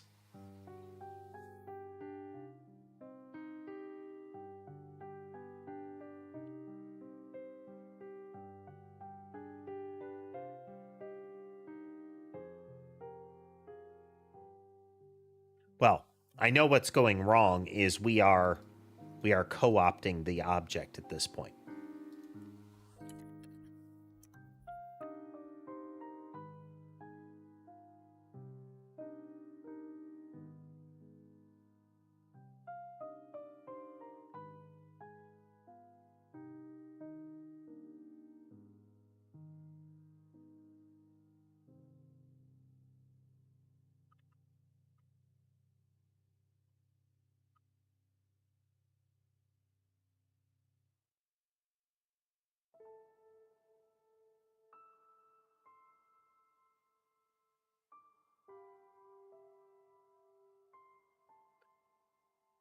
Okay.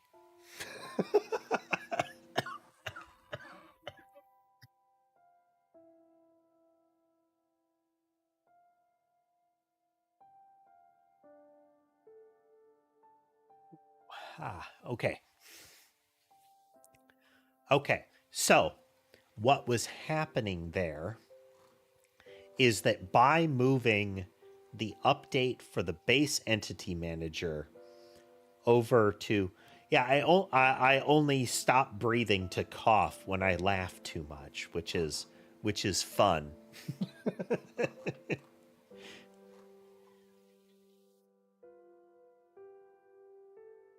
Oh.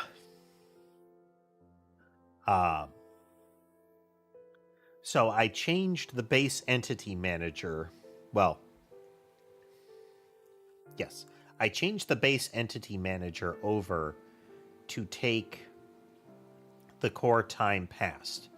This is relevant because, let's go into the game state here. Okay, this is world state. It gets the time passed event. Previously, map render wasn't doing anything with time passed that we would have noticed, but entity manager very much is working with time passed. World state was changing time passed that came in, but we're not actually using it for that. So if we go back into our world state, our base world state here, this ripples on down. It's not just the world state that does it. It is the world event, and in particular world event entity spawn, but, well, actually no, it is world event. Okay. So it would get it and say, is it a time passed message? And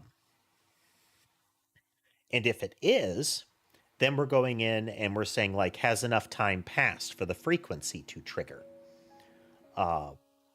What we're saying with this sequence is, if enough time has passed, we will tell the world state object, this is how much time has passed since you last triggered, which is, in this case, 2 seconds.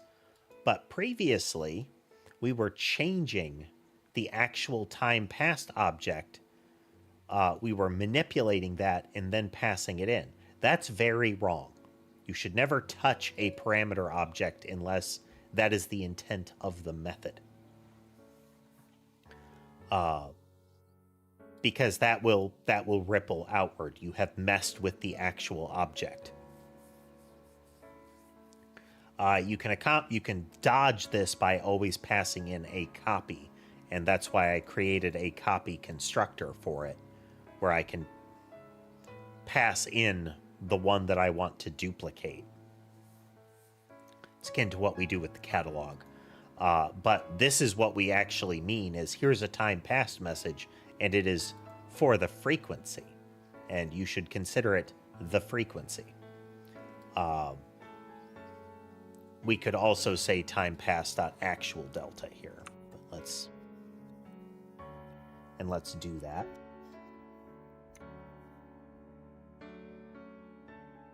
Just in case. But that was the source of our problem. Every time this triggered, every time a blob was spawned, because the blobs are currently the thing that uses the world event, the frequency was changed such that 2 seconds passed in that single frame. As far as the world simulation was concerned, 2 seconds passed every second or something like that. Like, there is a moment on the 2 second mark that suddenly 2 seconds would pass in that single frame. So we got that giant lurch of movement. Neat.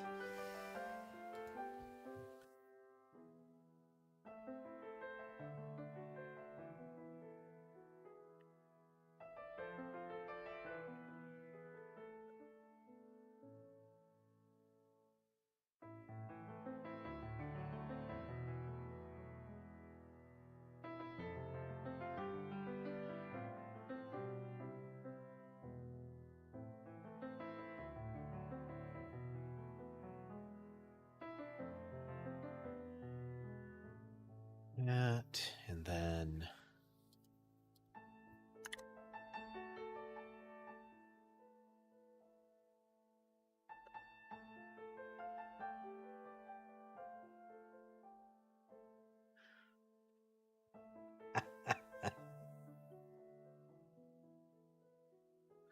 Okay.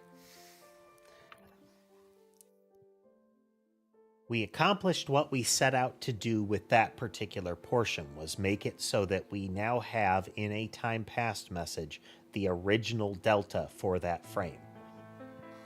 We will need that later. Okay, next one.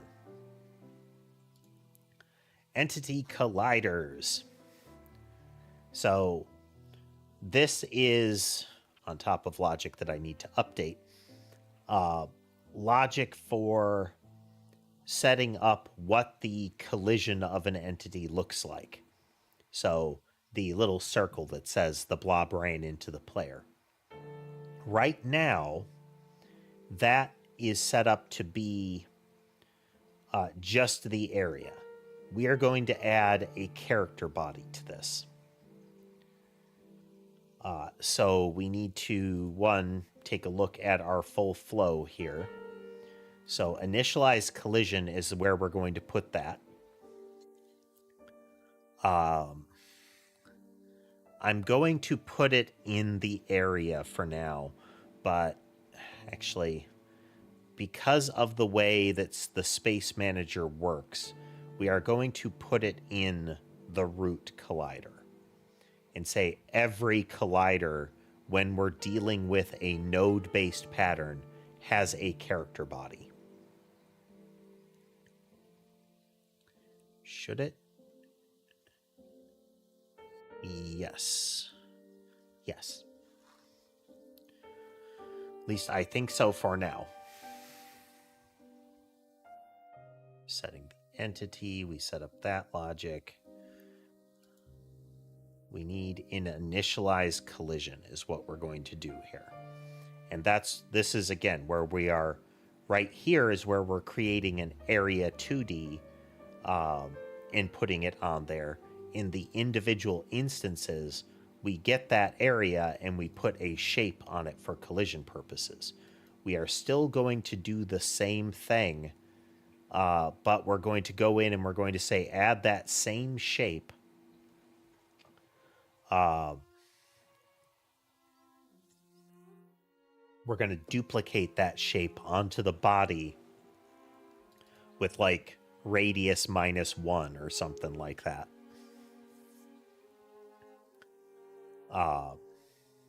Yeah. This is also why I have cleared out our changelog here, because this is territory that we might need to fork or roll back frequently. Okay, it is catalogable, and we're going to go in and we have another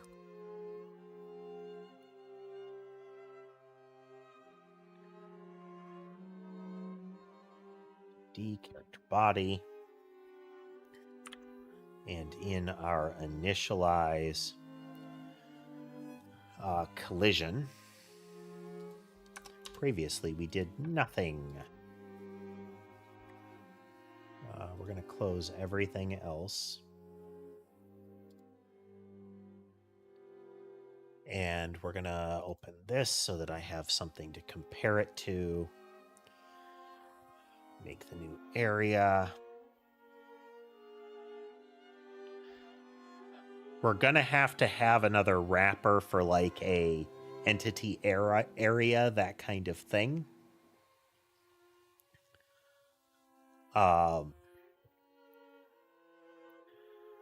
We're going to have like an entity character body 2D thing, which is just in the case of the area 2D, it's an area 2D that has an entity field to say this area is this body correlates to this entity. For now, we aren't going to add any methods or anything to it. We are going to set our scale.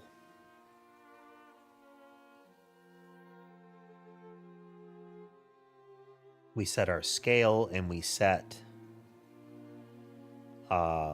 we create the body, we set the scale for the body, we set its collision layer and mask, and I'll probably do some hard coding, song and dance there, and then we add it. And then on the...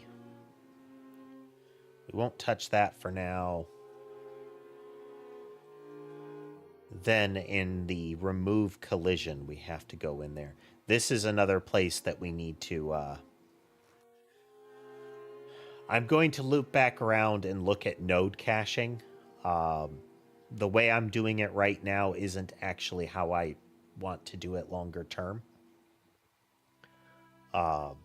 These collider areas are going to be things that we cache. So this collider circle, which contains a body and all of that stuff, are going to be able to persist. We're just going to effectively turn them off when the entity that they're attached to is done, and report that back, and we'll keep it around because these are identifiable. They are catalogable objects, so they have a name, and we can identify, oh, it's this type of collider. If I need another one, I have a used one on the rack here. Okay, but we have the body. So now we go in here, and during our initialize collision, say our character body.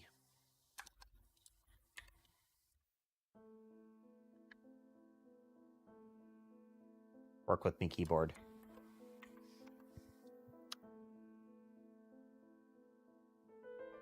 Scale is to vector 2. Collision scale. No dot add child. That is the last part. And our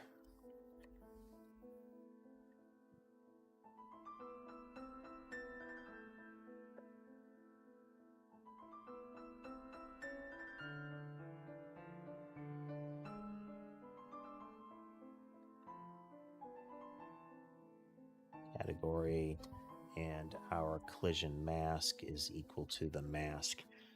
We're just doing it this way for now. And then when we are removing the collision, we say body dot queue_free. Since we're not doing anything else with this, this should be sufficient. And we're going to run it over on the Godot side in particular, because there's some... that's not working.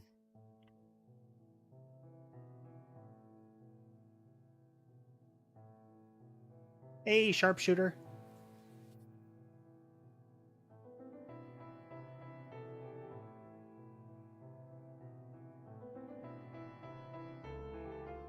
Interesting.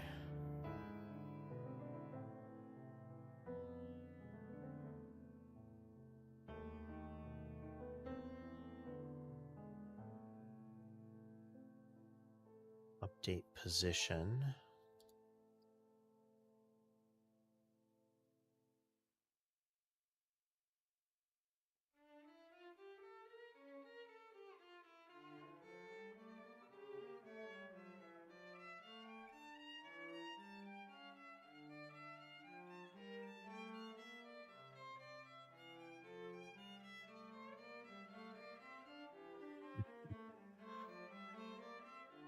No, we have sky in the background, and we have Molly in the foreground. Gray and white and fluffy, and then kind of brindled white and less fluffy. Molly's back hair is kind of coarse. It's still operating. So why aren't they...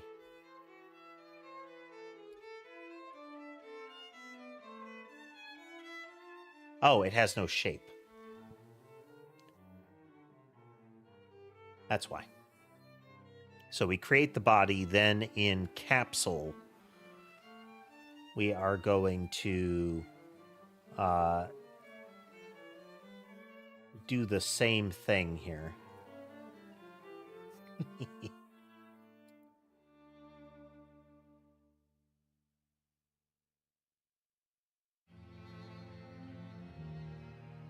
We are going to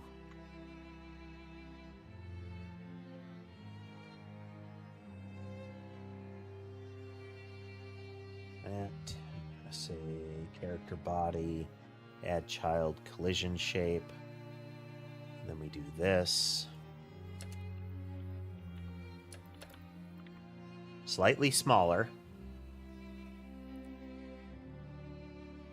I generally don't yell at the cats. Especially when it's nap time.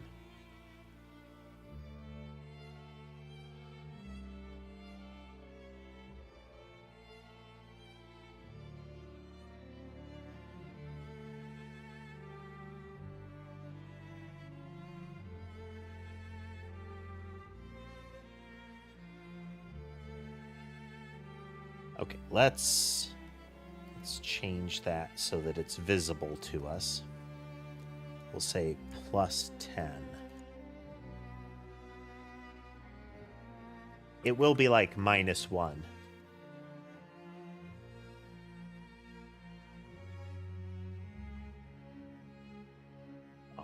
Engine. If I run it in Godot, it has the debugging on for... Okay, yeah, there we go. So that is the physics body of the object. It is not...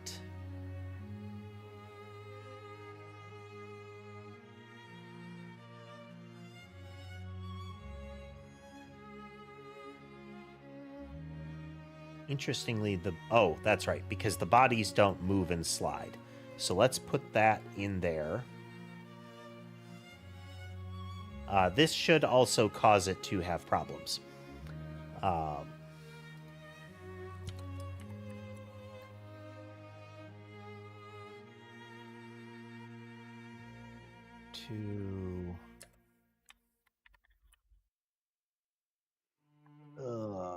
Velocity is equal to character body position, entity position minus character body position.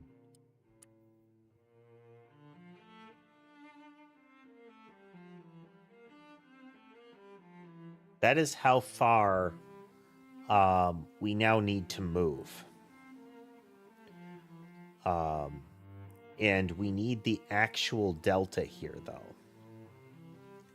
And this is our problem, is we need to know how much time has passed here.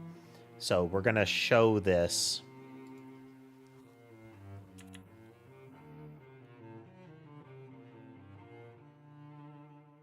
Move and slide. This is Godot 4.5, and I'm doing coding in C# using Visual Studio.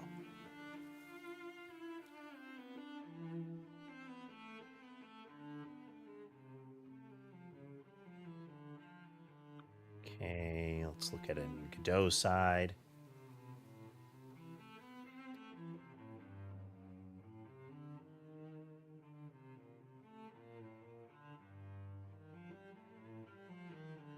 Okay, so you see how the bodies are not moving around. They're like, it's like a snowman there. That is part of our problem. The other part of our problem is this message, which I don't know what it is. Internet search has not been helpful. The general idea seems to be that when we are moving it around, that it is not in kind of world space. Gameplay loop-wise, this is a game like Vampire Survivors. So, You know, player appears, monsters converge on player. Player uses weaponry provided to keep them off of them for either the duration of a level or, you know, until they're all gone or something like that. Player is given power-ups to improve their weaponry. The core, like the gimmick of the weaponry is that we're using a Noida-like spell modification system. So the player will get little upgrade modules more frequently than they will get a new weapon. And they use those modules to change how the weapon behaves. So it'll be roguelite. That's part of the goal as well.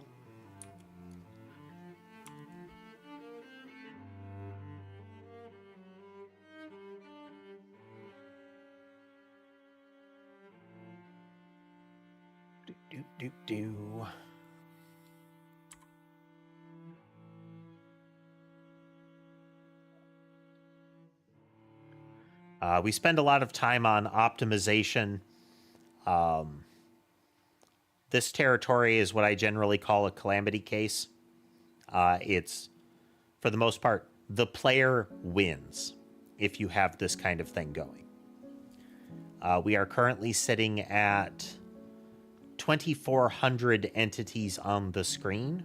Like, most of them are this column of yarn balls.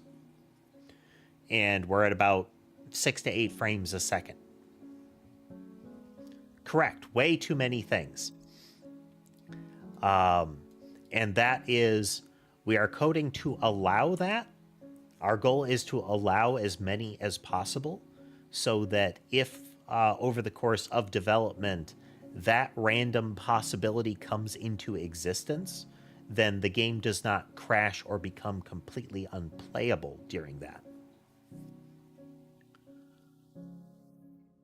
You'll see we don't 100% recover. There's a lot of like caching and whatnot that has to bleed off beforehand. But when I say not fully recovered, I mean we're back up to 600 frames a second instead of like over 1,000. But yeah, you're never intended, like as far as what I will be trying to build, it's never supposed to be possible that the player is emitting that many bullets. But I will tell you, even in Vampire Survivors, you can get there.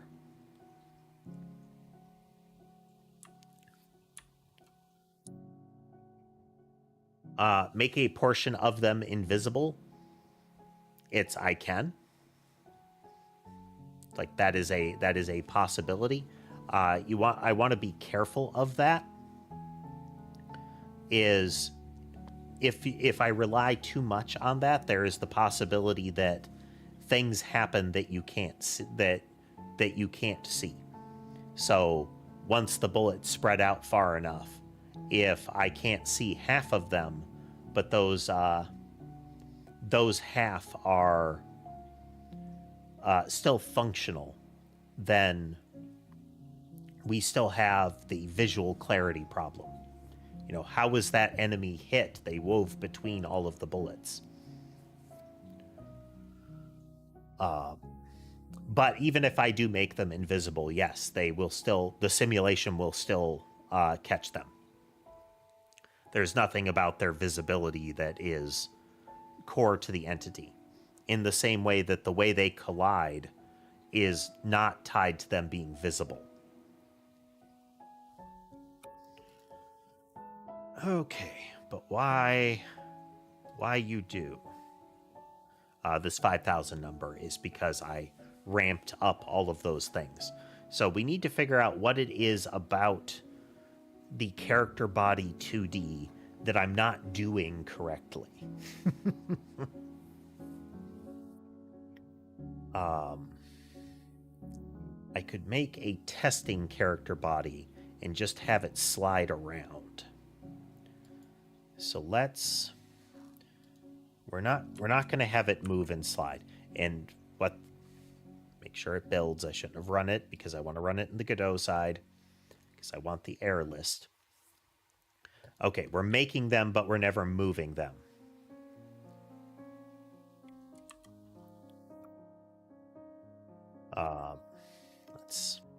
Let's make a whole pile of them.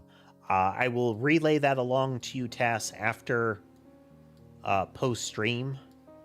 I have tried looking it up, and there are, like, variant versions of it. The only place I have seen it appear, as far as Godot forums and the like, effectively amounted to, I had this problem once, and then, did you ever solve that problem? No, I did a completely different thing. Don't worry about it. Okay, so we're never doing move and slide. How long have I been working on this platform? This is our 155th stream, and that's how long we've been working on it. I've never made a game before, never made a game with Godot before. Like, never used Godot before.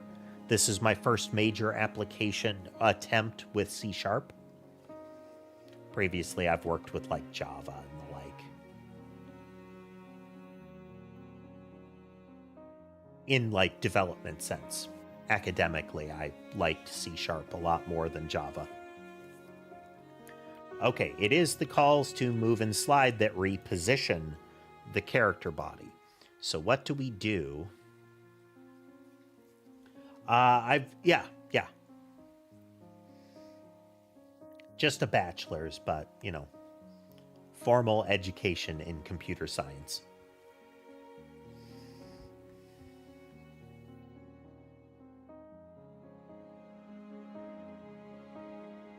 There's got to be... My expectation is that the initial set of the position is wrong. That's kind of my hypothesis here, because the error that we're seeing, from what I can determine, is that the body doesn't properly exist in the physics world. So trying to move it around is like, when we're initially trying to move it around, it's complaining about that.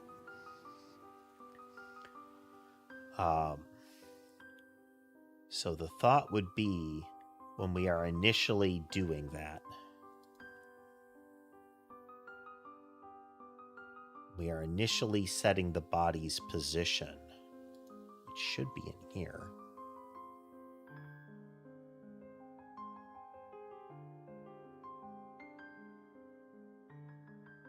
We are never...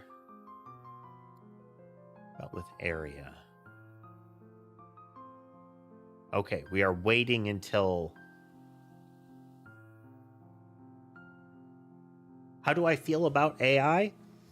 I feel like people could be building tools for the use of artificial intelligence, for the use of generative AI tools. I don't like to call it AI because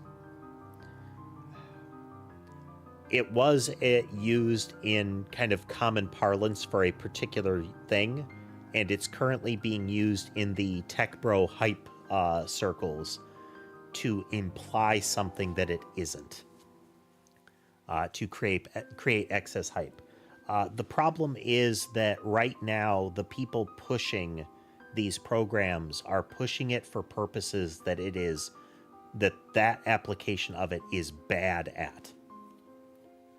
Like, on the surface, the outer layer of very glossy paint seems like it's good, but the results that are being reported of it are consistently bad. We're going to use it for customer service. We're going to use it to replace our artists. We're going to use it to replace programmers. The results from companies doing that are showing that it's terrible. It gets bad results.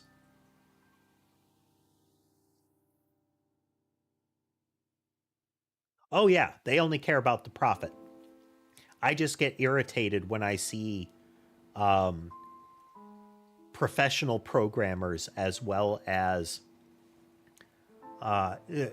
professional programmers touting it as this is the way of the future, as well as the way people are treating the art community, and the excuses that people are using surrounding just the creative community in general, with how it's being used. We're not only getting essentially garbage results that are flooding the area, and people are ignoring the ramifications of those garbage results. We're also getting really disgusting excuses being created for people. Things like comparing people that haven't taken the time to learn to do like digital art to having a physical handicap. And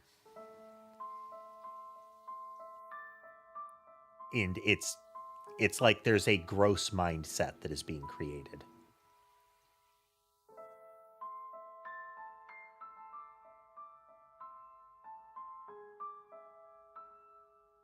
I feel like there are two things that are potentially going to happen. One and or both, one or both, and that is the investment bubble will burst on this, and it will cause great big economic damage, and the people that have got their little sacks of cartoon cash are going to scurry off and hope everybody forgets. See the Hyperloop and every other Hyperloop, blockchain, NFTs, all of those, they still like linger. But they aren't in the like super hyped form. They are like, for NFTs, they are purely existing in their in the public mind, in their predatory pyramid scheme form. Blockchain is both persisting because of people that refuse to acknowledge what's the actual viability of them and are treating them as a commodity, like a trading commodity, because they're bad at money. They have tried numerous times. They're bad as money.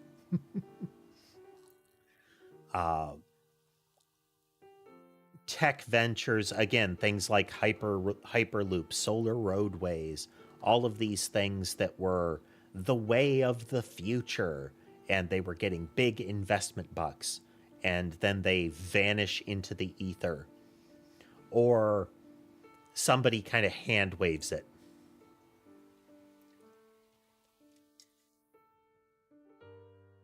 A lot of times these algorithms and whatnot have a really good use case. Researchers are coming up with proteins and whatnot using the sort of algorithms that people are using to generate really bad novels.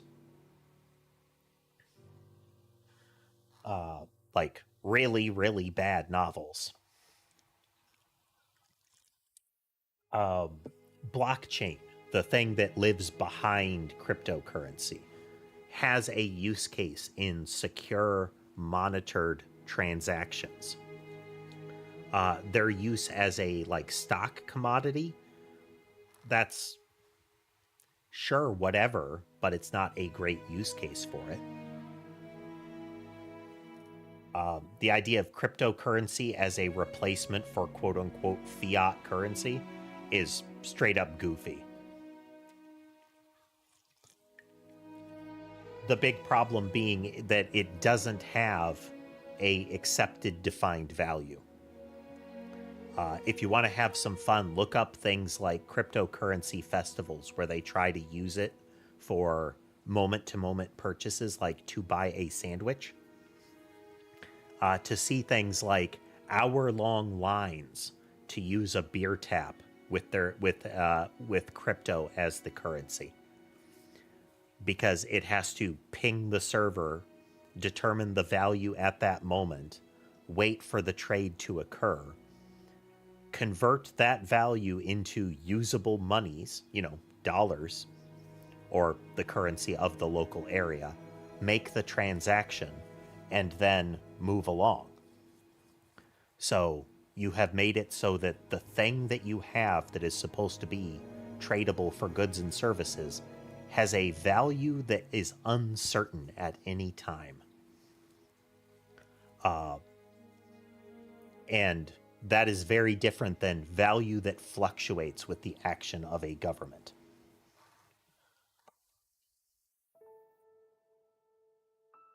Like, I get the spirit of what people are going for, but the space has rapidly turned into, like, tech bro hype. And just as often, if not more often, predatory hype. I'm going to convince you to buy into this for my profit and potentially to your great detriment. Yeah. ZJ, if there is a big, like, tech CEO saying that something is the greatest thing ever and you should totally invest and use it for everything, they are lying to you, and it's likely a bad idea for you to do it. Kids buying snacks from a vending machine with Robux, I can absolutely see that. Robux have all of the same problems that cryptocurrency have, paired with the problem that people say that cryptocurrency will remove, the idea of a governing body controlling value. Because the company controls what Robux gets you, and at moment to moment and by the decision of individuals, they can control both what that value is and when you can convert that value. It's the worst of everything.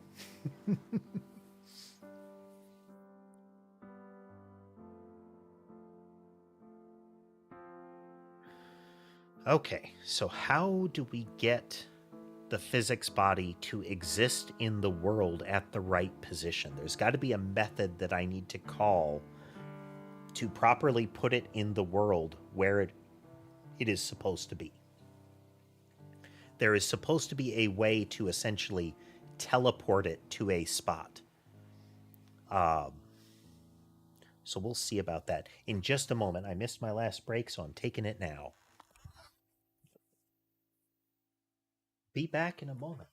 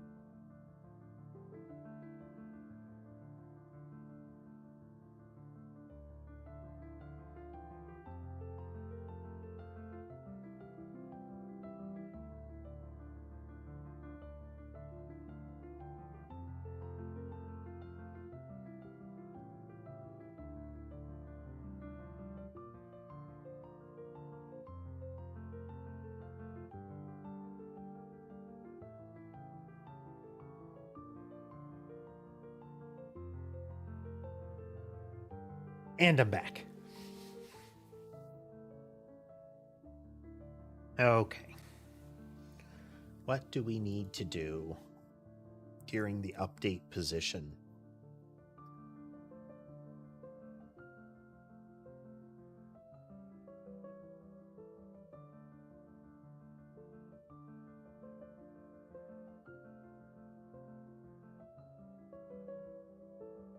What am I playing music on? I use VLC Player for the music. As for where the music is from, I use music from Epidemic Sound.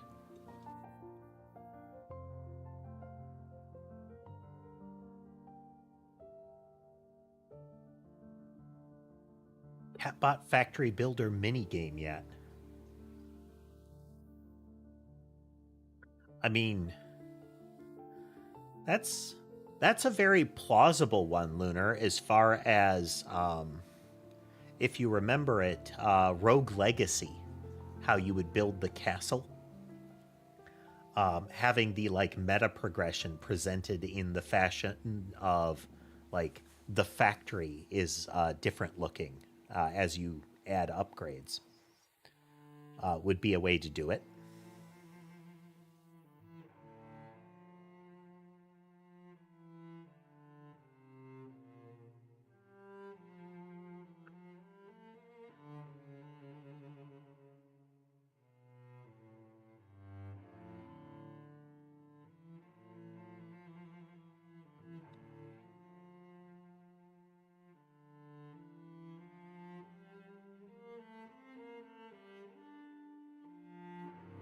Front.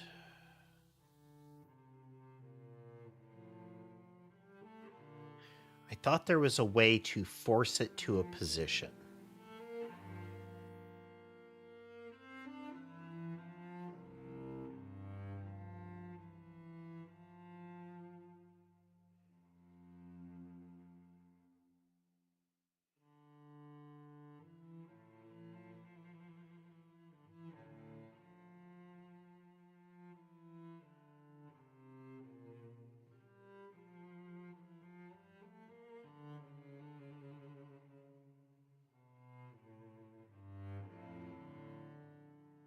Because at the physics server level, there's a call for an object to say teleport them to this spot.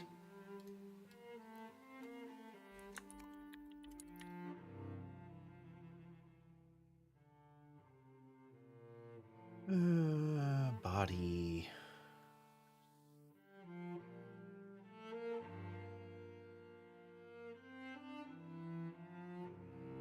What am I making? Elman, I am making a Vampire Survivors style game with Noida-like weaponry.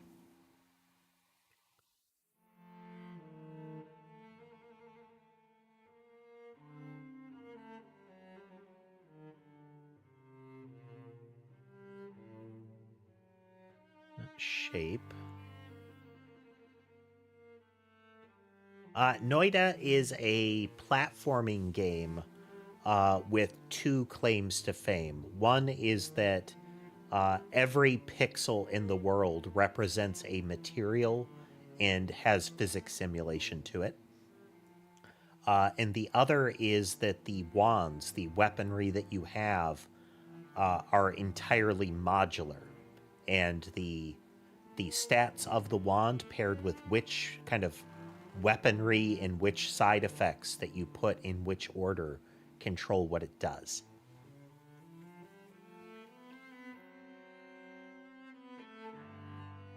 Is there a body? So there's get space. Okay, so we have added the child. So let's go here. Yeah, on the channel, Ilman, we played that to death. A lot of the visuals and the story, both behind this game concept and my character, come from the mod that I made for Noida.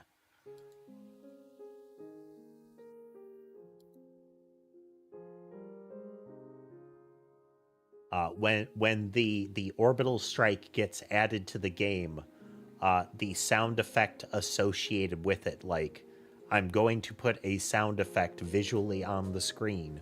What that is an inside joke.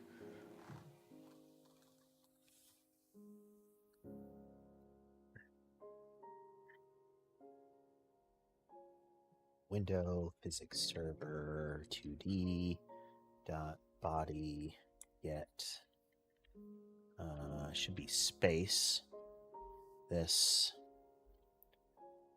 character body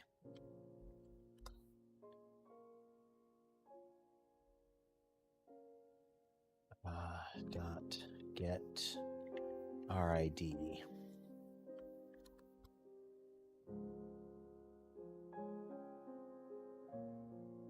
Okay. At that moment, it has space to it. Okay, okay. Then when we update position,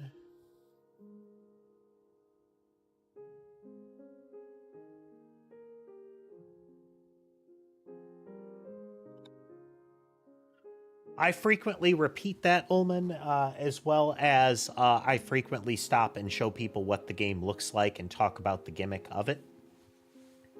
It is both something that I like to show off, but it's also a stalling tactic.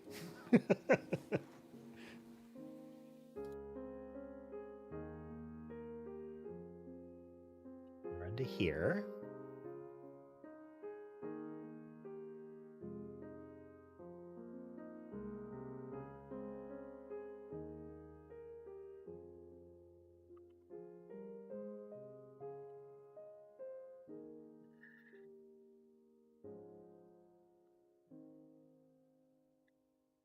It has space to it. So now we're going to call that. Do it again. Okay, it has a space attribute.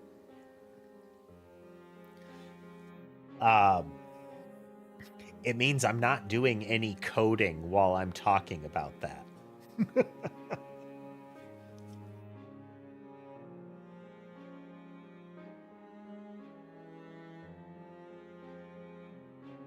It's part of what I like about doing this online is it is a forcing function. It means that I have to be making progress if I am streaming it.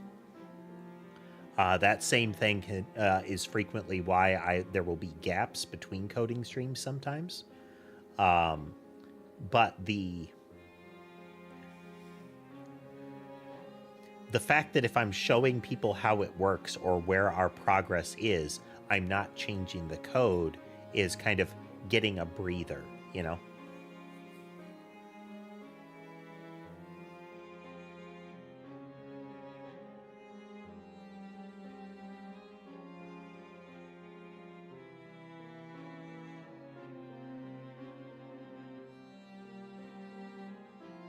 I wish I could get a composite and get both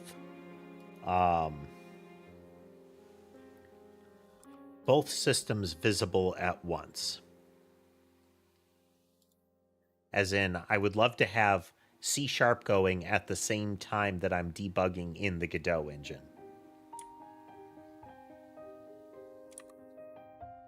Okay, so these are not moving, and we can see that we are accumulating this error.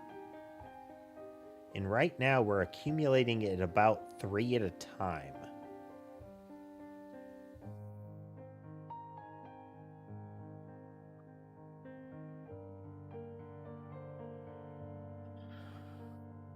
Okay, let's limit the number of things.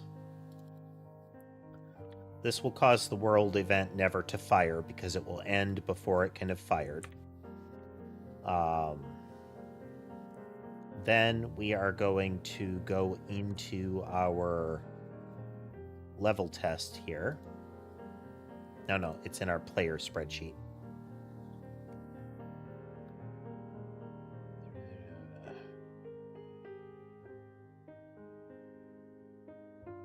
Why can I not find this? There's player visuals.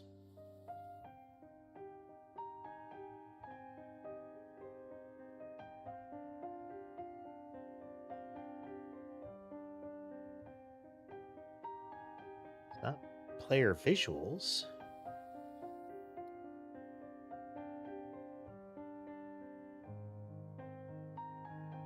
Parts, groups.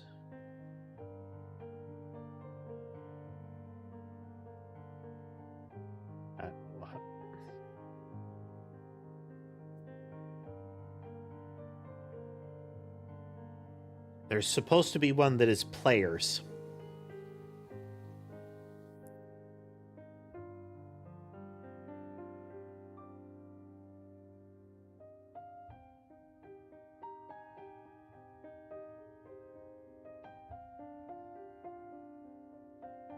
Well, there it is. Sure, whatever.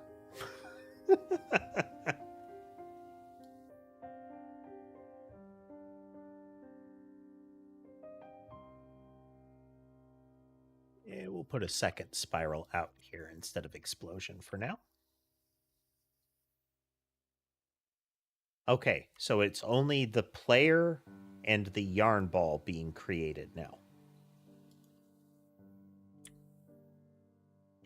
So each yarn ball is creating a new physics body. Every time a body is created once, we get the issue. And that is the first time we call move and slide on it, we get the issue. There is something about the initialization process when we are creating it that we are doing wrong.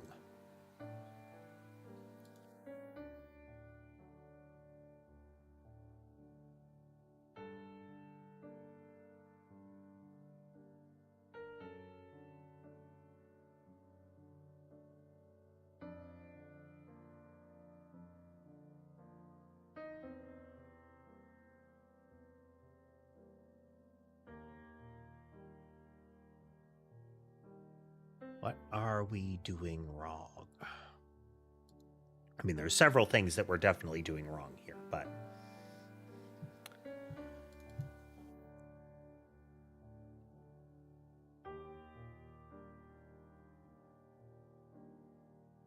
Okay, we are going to force its position here.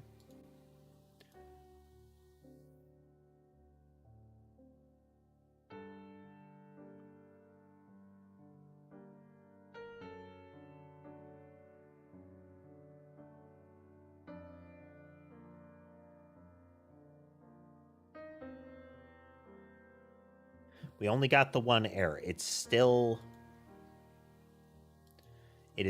on the move and slide.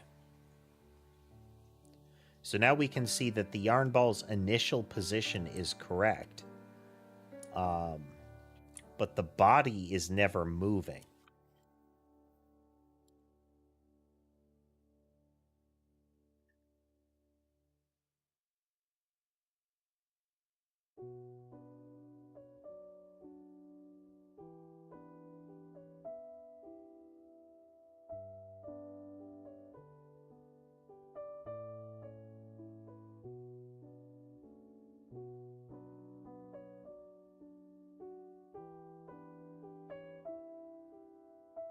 Oh, well, here, let's...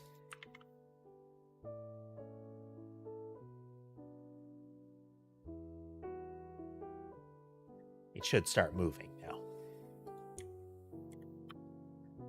When we run it in the one where you can see it, it should start moving now.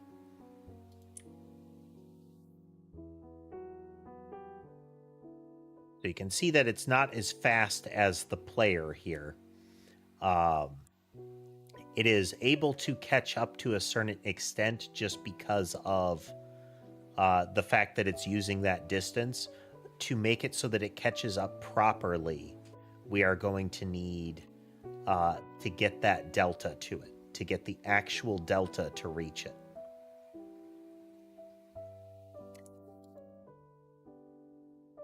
But every time we create something, the physics body isn't correct.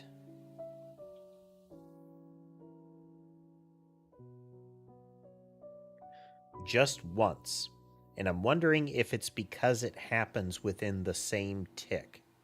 that we're making the physics body and then immediately proceeding into this logic.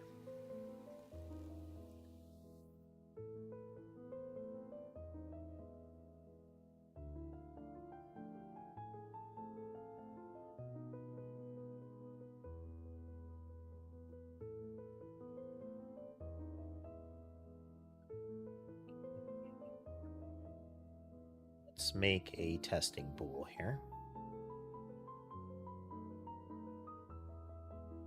So when the entity is created, so here, let's go through that life cycle. I feel like that might be a contributing factor. Where is it? Base entity manager. And we are going to go and find handle message. Okay, time has passed. We remove entities that aren't supposed to be around anymore.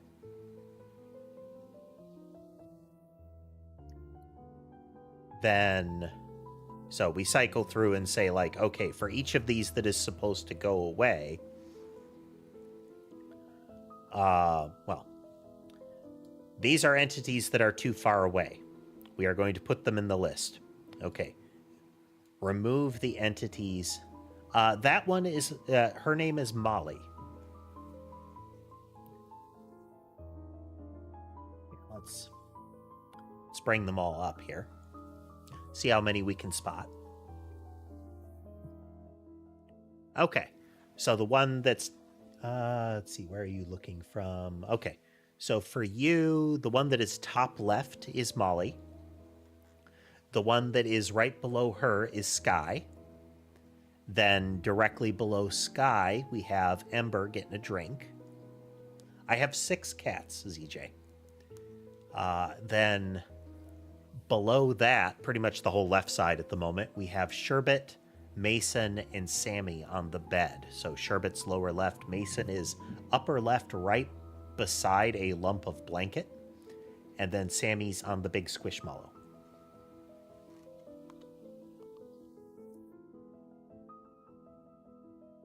So we remove them, then we add them. And this is where we should get the actual entity added event. So we're going to go to add entity internal.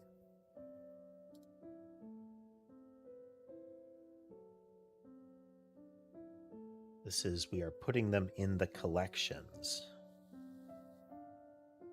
But the entity will already exist before that.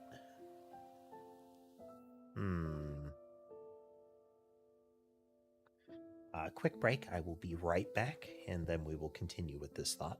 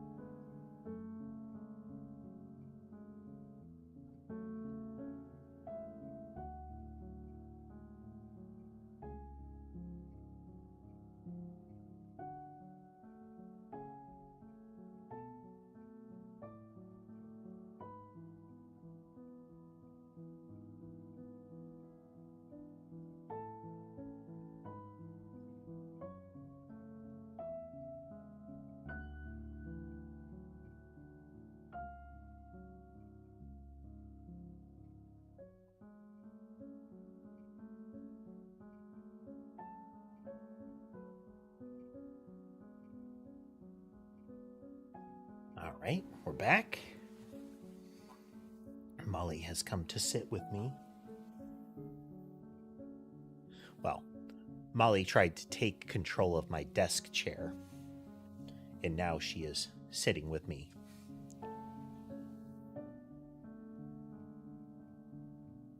We add the entity.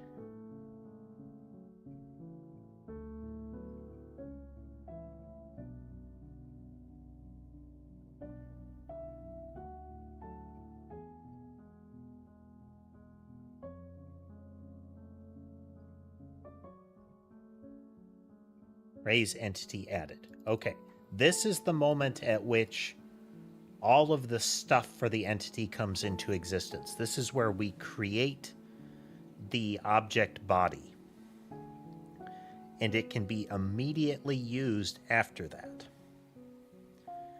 So let's put a little pause in there so that it needs one tick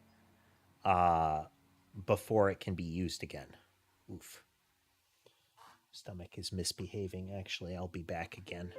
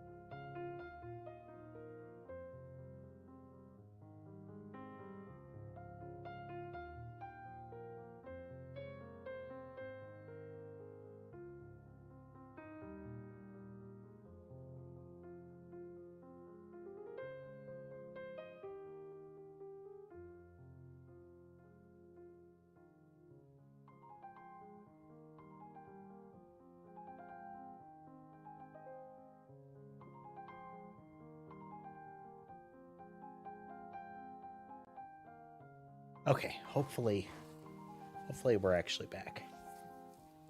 Okay, I think that's the actual problem. So my hypothesis here is that within a given frame, within a given physics frame, we are creating the entity. So at the start of it, we create the entity and it is formally added to the world. But on the same frame that the entity enters the world, we are going to perform movement calculations on it, which cause that physics object to be activated at the same in the same physics tick that it was added. And this can create a problem. Because if it exists if it exists at that moment, then it hasn't had a full tick to essentially exist.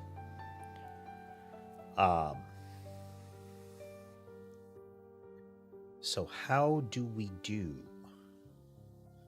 We know that anything that is in the collection is going to get added in the next tick. But I still don't like that.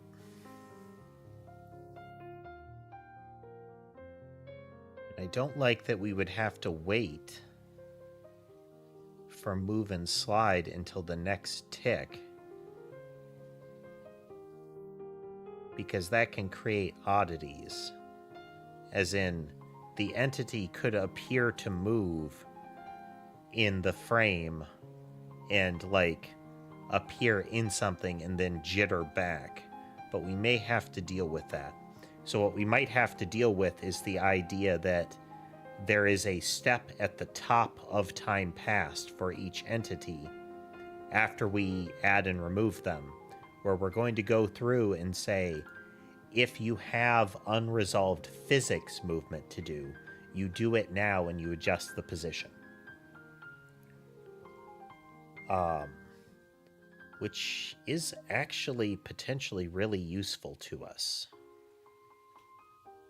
Because now we can have the entity receive a specific kind of message that includes the actual delta.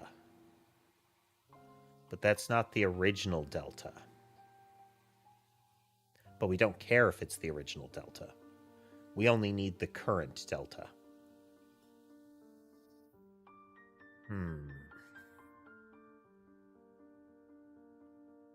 So that is before the physics step. We call that one. So right here, we have a handle time passed message.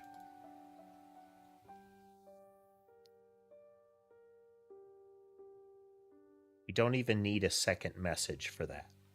There is going to be a sequence of things that happen when an entity gets a time passed message. So let's take a look at that.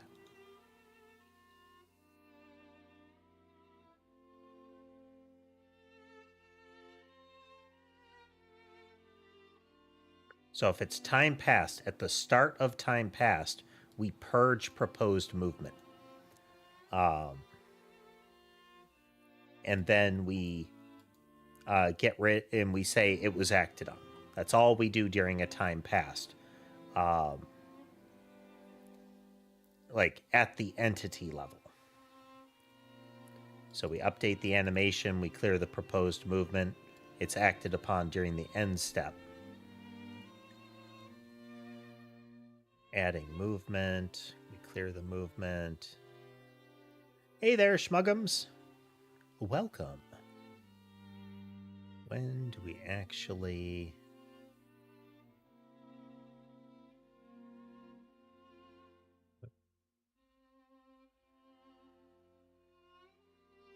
We haven't yet really used this, and it might not be terribly relevant, but we'll get there. Hey, Gnomable, good to see you again. Hello, Gnomables Raiders. Welcome, everyone. We are puzzling out how to get a physics body attached to our entities without having it get used immediately. Because we can't use the hypothetically, we can't use the physics body at the same time. So we're going to do a test first. We're going to do a test first. We're going to go in to our entity and update position. Yes, immediate add. That on the hour ad. Twitch creates such a catch-22 with that. If you don't have the ad on the hour, then people that join are going to get an ad right away anyhow. But if you have an ad on the hour, then everybody watching gets hit every hour. It is just lovely. All right, where was I? It's in the update position of the collider is where we're looking here.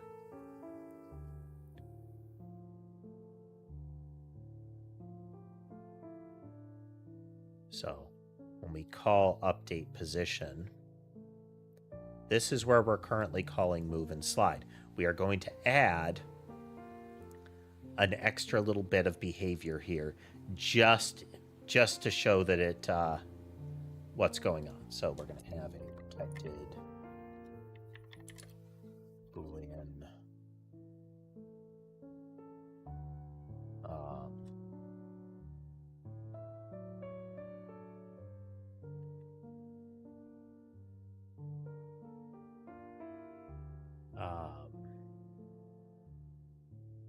hey there, Yuki.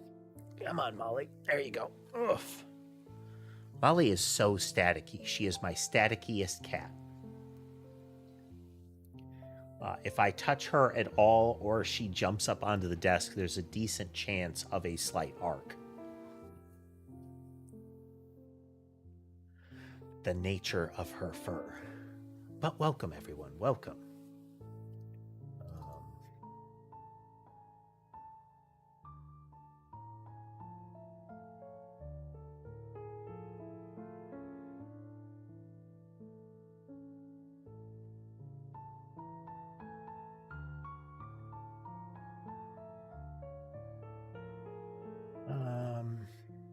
I wonder if there's another one.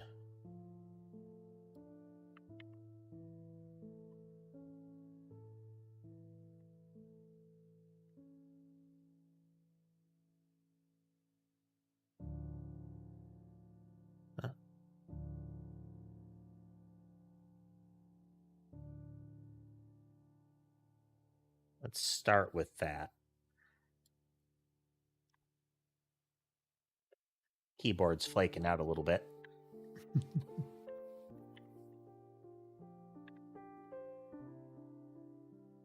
We're going to try with this, and then we'll move on to a Boolean to cover the rest of it.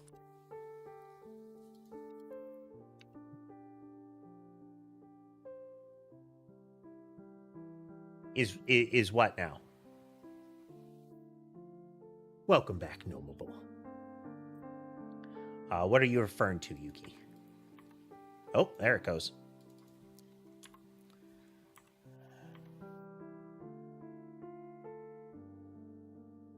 Hopefully that will wear down. Keyboard is a bit zapped at the...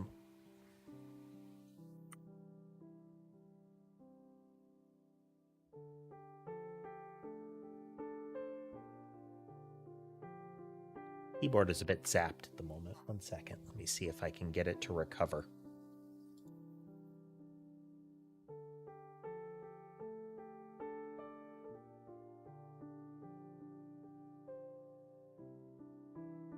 Oh yeah, that's not great. What can I do about that? Molly passed by it and zapped it. And, you know, some keyboard manufacturers aren't great about making things durable to static shock.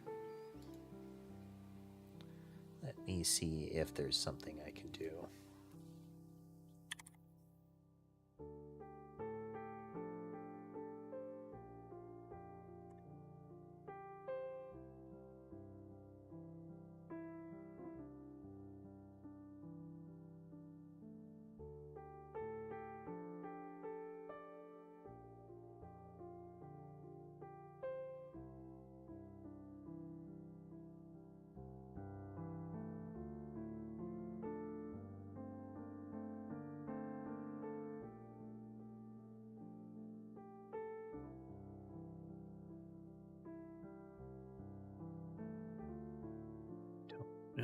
if I'm going to be able to refresh this thing.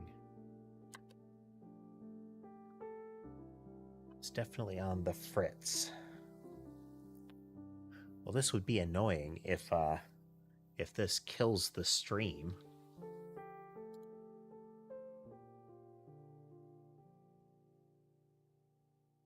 Just restart some applications here.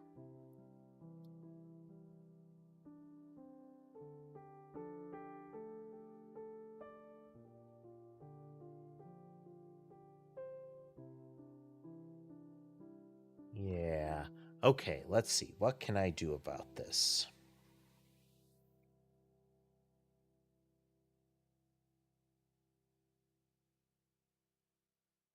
I think I know what's getting zapped and thus is misbehaving.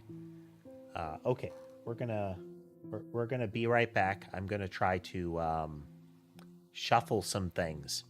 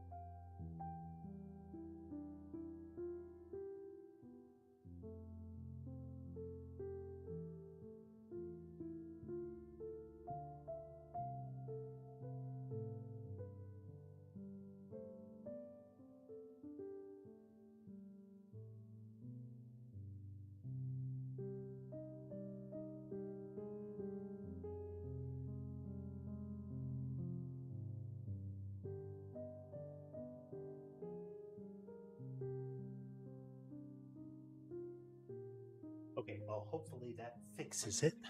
There's a whole lot of things that are flaking out at the moment.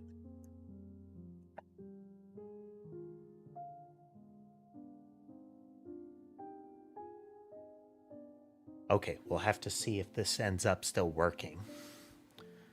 It's working. There we go. So the problem that I think is going on is that the powered hub between the keyboard and the keyboard, mouse, and the computer is subject to electrical surge and flakes out if that happens, and that's a problem. Sadly, though, finding a good USB hub is a Saw level puzzle game.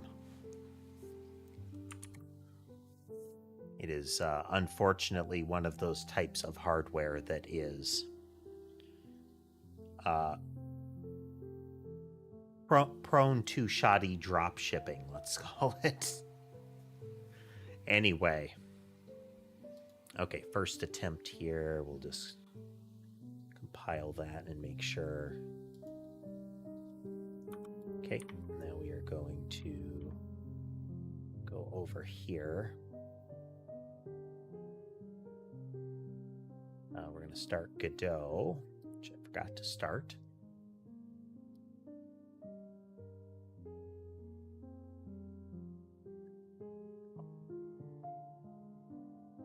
Run it from here, and I want to see.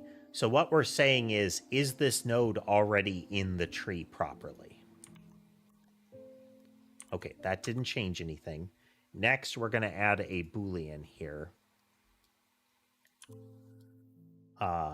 Or we're going to use a Boolean here.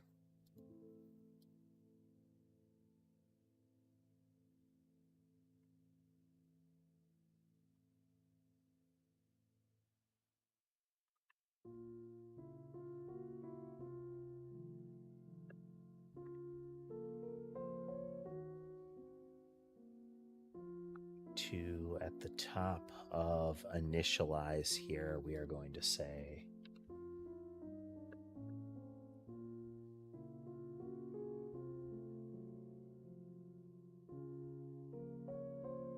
Okay, doesn't outright explode. Run over here. Check. And that's our problem. Okay, which means we can approach it from that extra layer of complication solution.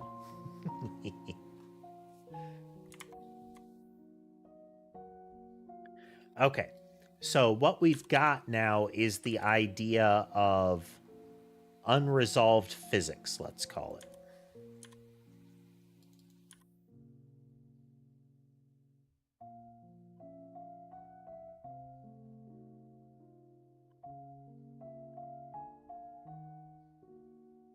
Oh, sorry.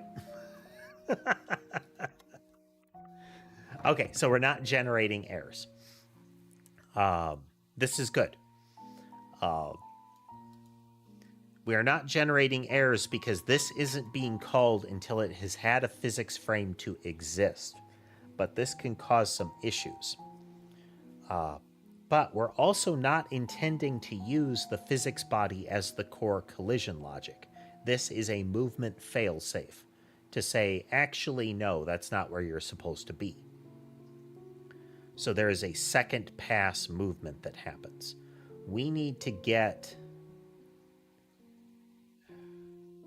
This thing needs to have a physics tick.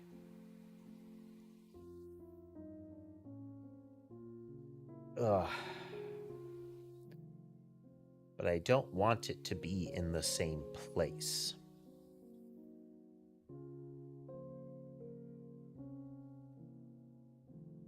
So we aren't updating position based on the entity. Like, this is not where we're updating physics.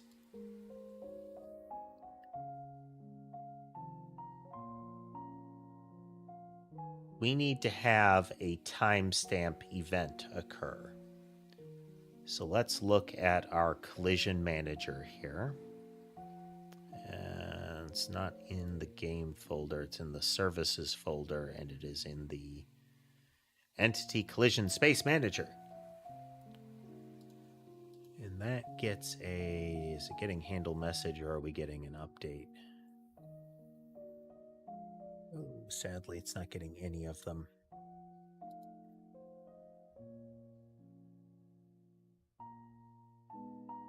It's a particular type of collider, and we need to...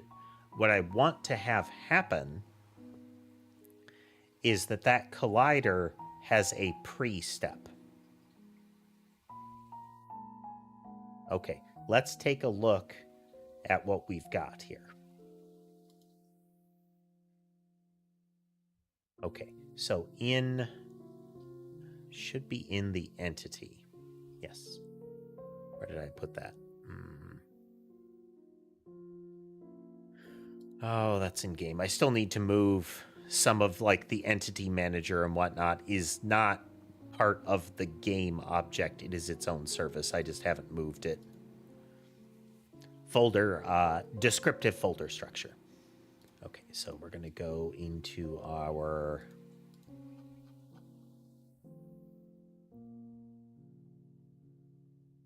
Need our handle message. Okay, if we get a time passed message, this is where we're purging proposed movement. So when we let's go through the steps here. When we update the entity's position, we're going through all of the different movements that the entity is trying to take, and we are divvying up how it moves. So if there are 10 different things vying for telling the entity how to move, each of them gets 1/10 of the movement. Sorry, if there are 10 different movements that are applied, each of them gets 1/10 of the speed of the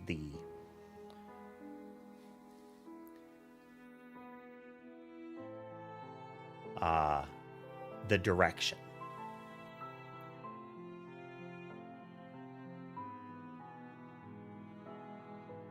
Oh, I'm sorry, Yuki. You had asked the question, is that inside of her in the chest? Are you referring to the core in my chest there? The little heart mechanism in there? If you're still present.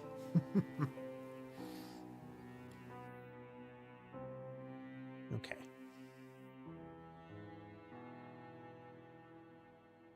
So effectively, we're creating kind of a speed segment as we move along. And we are taking that, and again, we're divvying it up amongst the movement types. A movement type can alter the speed at the point that it passes through that movement type or that proposed movement. So right here we have, does it have a maximum speed that it is applying, that kind of thing. And again, we can change speed. I don't have logic for doing it.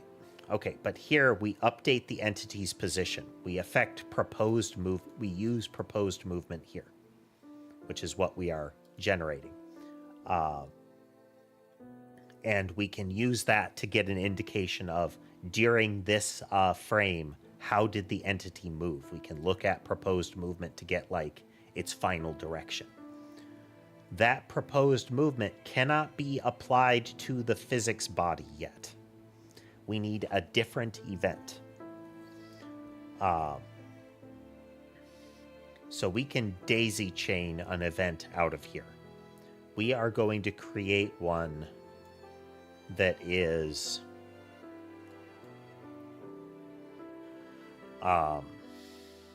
we're gonna call it resolve physics.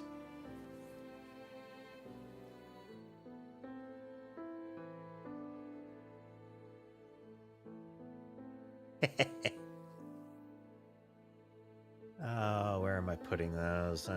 Should be up at the top somewhere. Here we go. And we need our event definitions. There we go. Public, delegate, void.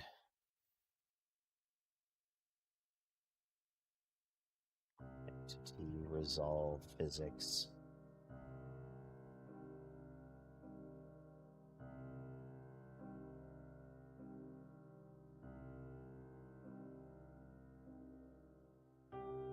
And we have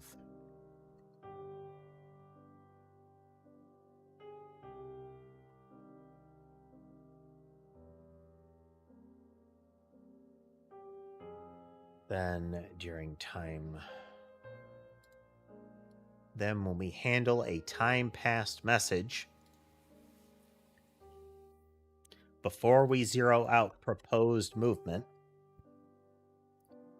we are going to say resolve physics, if it exists, invoke with this. Okay. Then oh dear, dear, dear. Minus equals. Let's get the plus equal. That'll get us the function in place.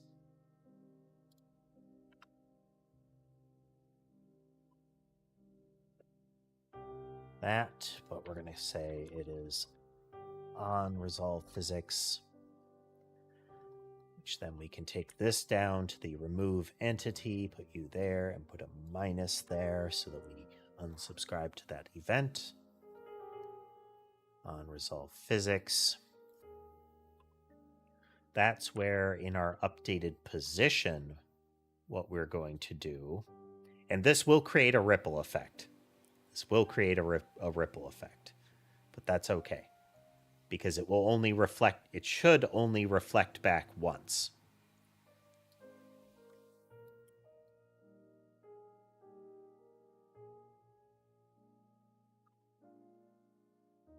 So we're saying, what is the difference between the positions here? and we try to move and slide to that. So then we say character body dot position entity dot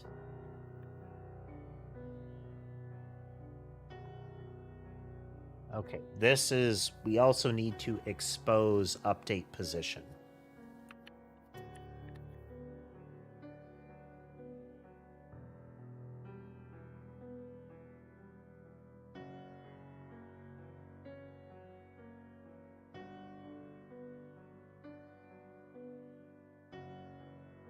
No, update entity position. Which isn't great. I don't like this being changed this way, but... So then in Collider, we are going to say this entity dot, and we're going to pass in character body dot position and entity dot height.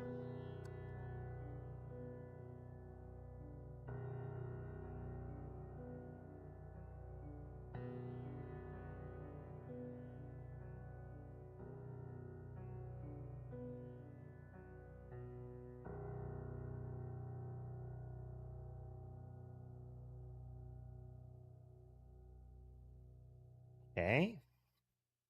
Let's make sure we don't have any errors before I set out to fix that.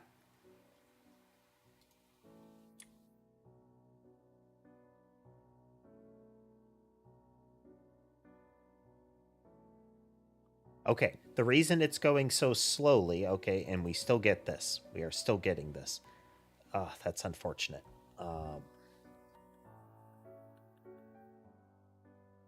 But this shouldn't be happening a subsequent time.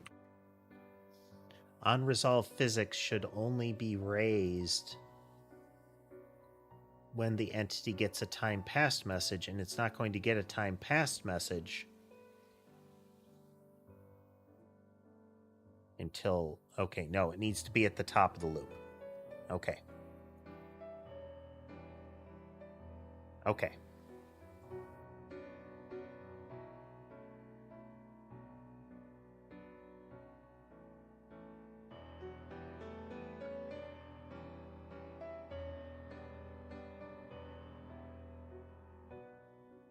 We don't want it to be a time passed message.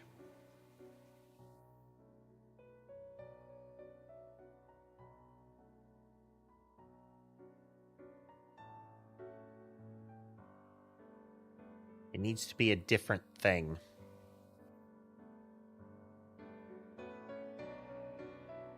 Okay, we're gonna have resolve.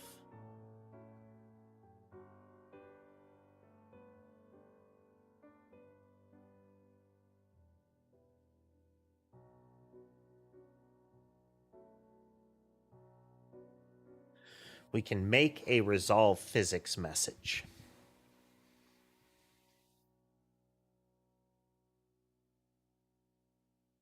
And that would have the delta that we would have applied during the entity movement, which is the fixed delta.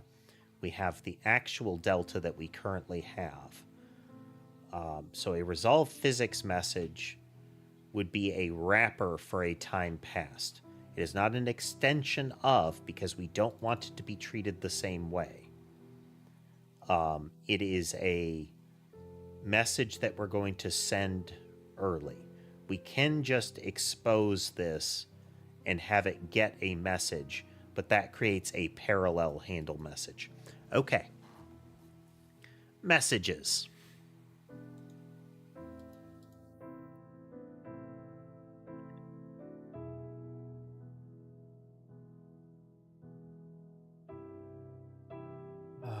Extends game message.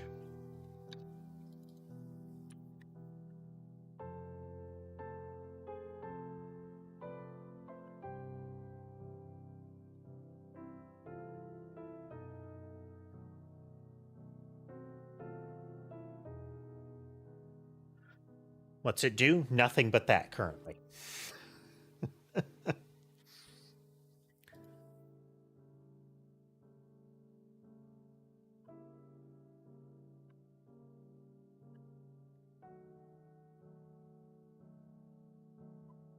Message is solve physics message.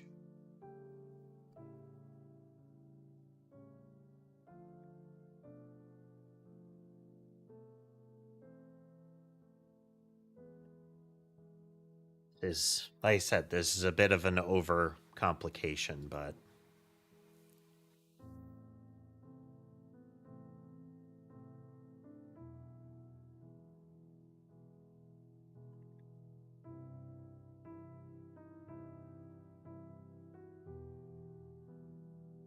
currently is just the entity, but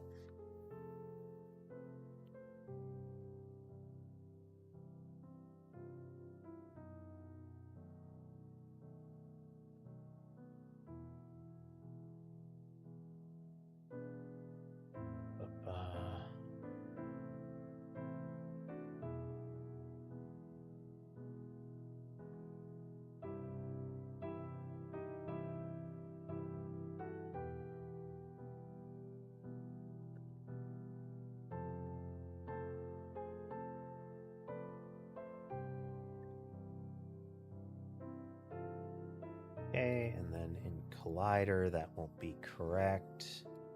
Which gives a resolve physics message, resolve physics. Going to do a quick build. What did I miss? Apparently nothing. Okay.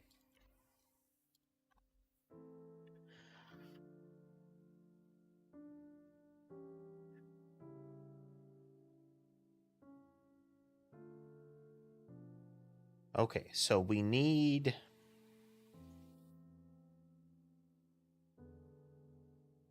the velocity needs to be altered based on the difference in delta.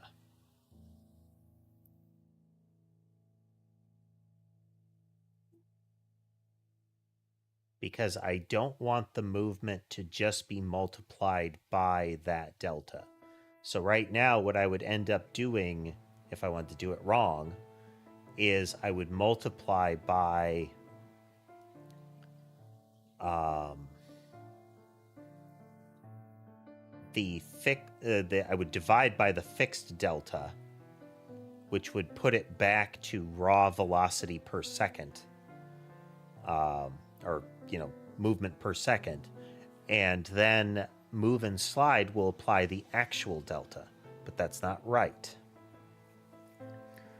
That will make it move much slower than it should be.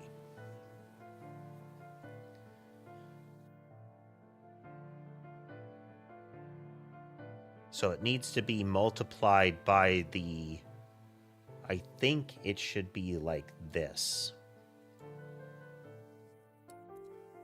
Let's go through all of the steps here. I think this is a better visual pattern, but we'll see.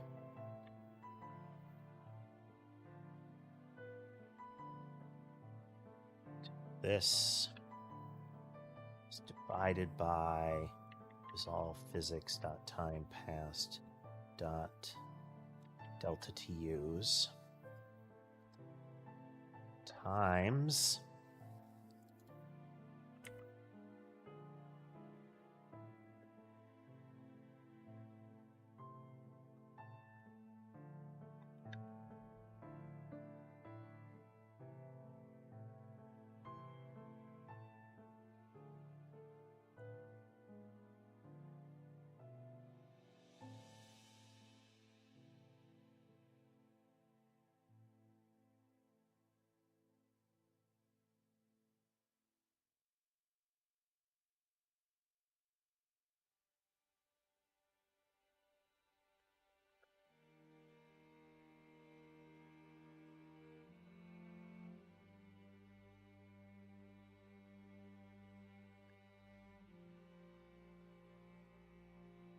these days, I'm going to actually commit to going through and changing it so that everything, all of this is already afloat.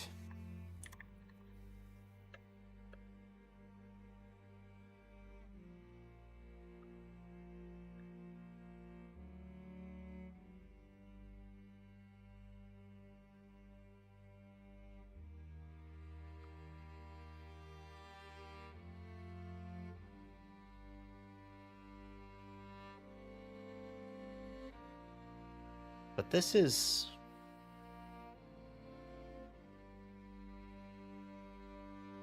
These negate. I'm just dividing by actual delta.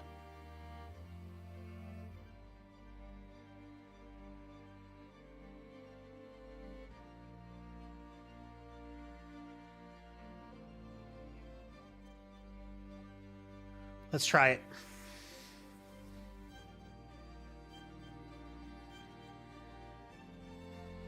Yep.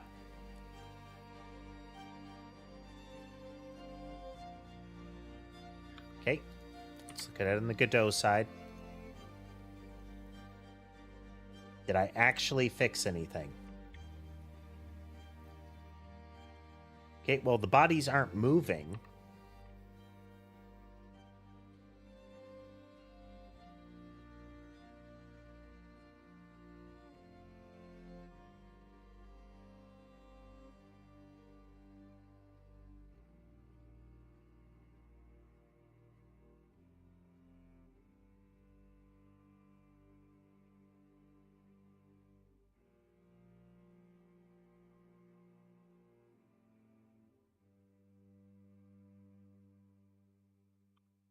It's kind of a false positive then.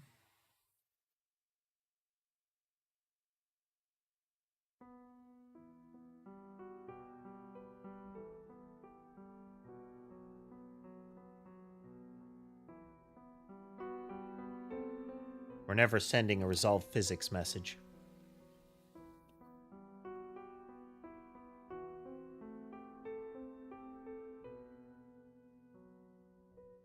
Okay.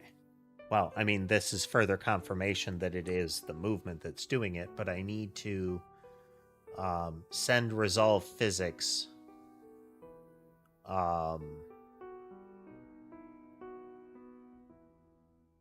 before time passed. Okay. How we do?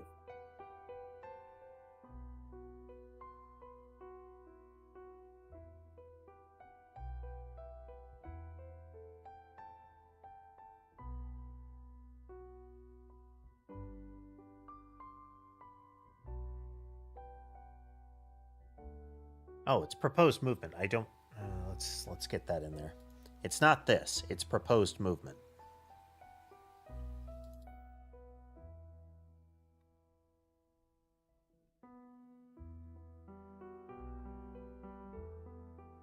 We have that there.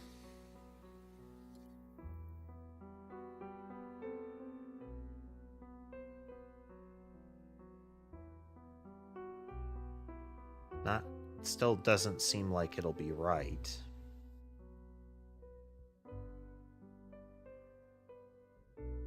Then we go to base entity manager.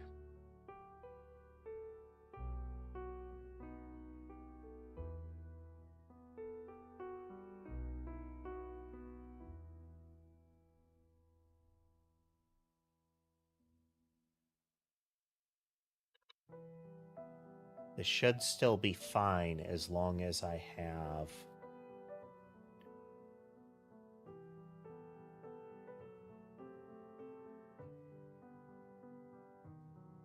I don't want to iterate over them twice, but if this entity has just entered existence, this should be okay.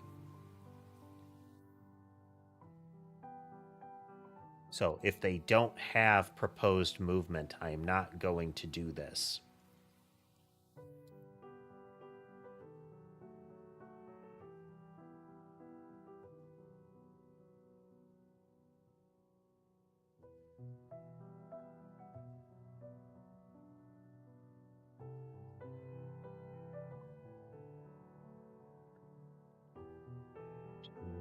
0. So if there is proposed movement.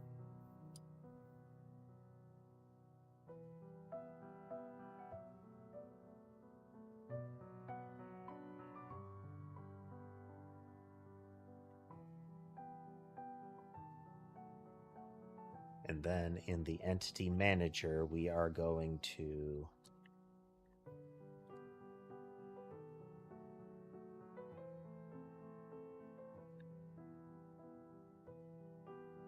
not actually going to do that that way.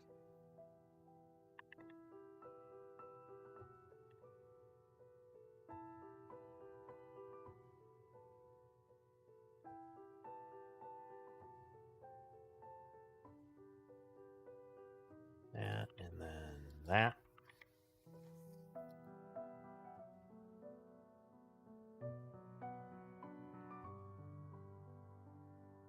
Still moving. Objects seem to be moving fine. Go back here, run this.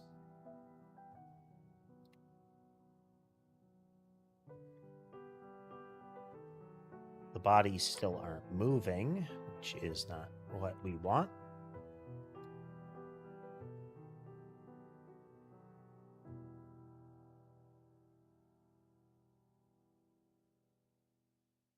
We are getting that.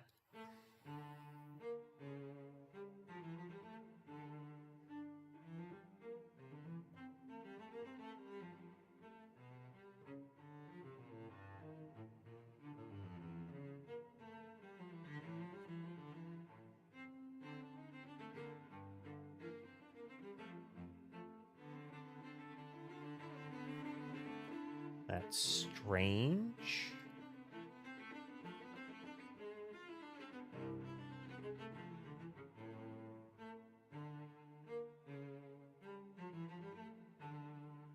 Yarn ball. No proposed movement at this time.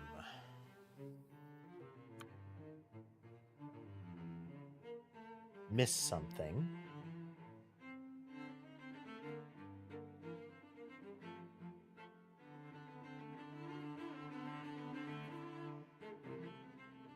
Time passed should be when it purges everything.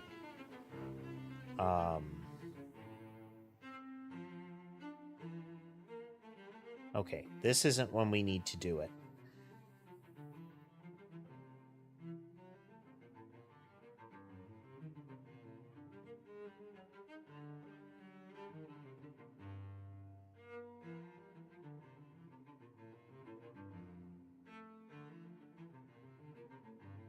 In the game state, when we are in our physics process,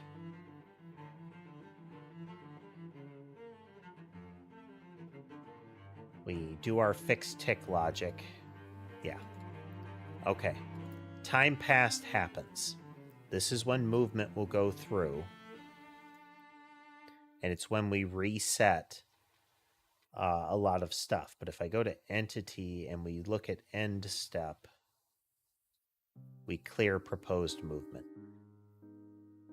We're still in the same physics frame. It will always be 0 by the time this comes around. We need to send it at a different time. So we need to send it before time passed. Yes.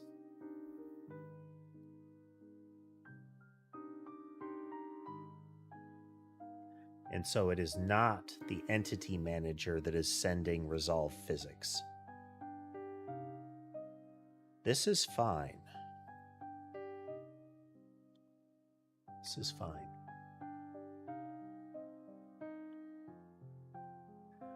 This is fine because in the game, we have check collisions.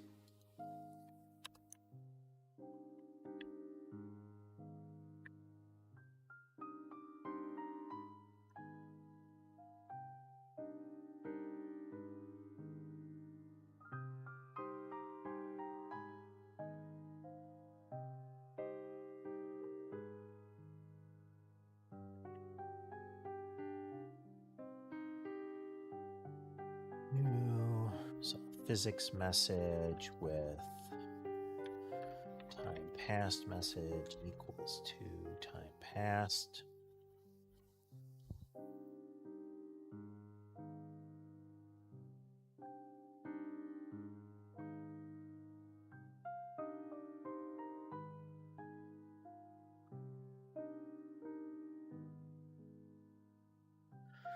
Okay, top of the loop, we're going to call resolve physics on these objects. This will be before the entity is created at all in this step. The entity will be created down here. And then we'll clear out the results. So that's still wrong. Needs to be between these. Still needs to be between these. Conceptually, I would like it to be up there. But anyway, okay. Time will pass, and we will get our physics step. It's going to relay all of that stuff to the entities. They will get proposed movement. End step is when they actually do it. And then it... Oh...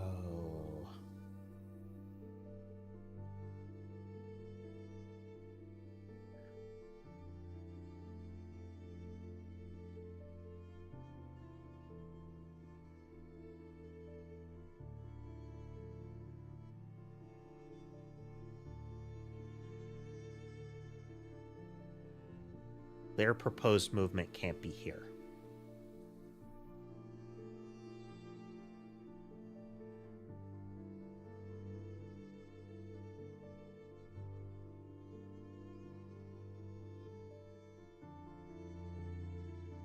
Their proposed movement has to be here.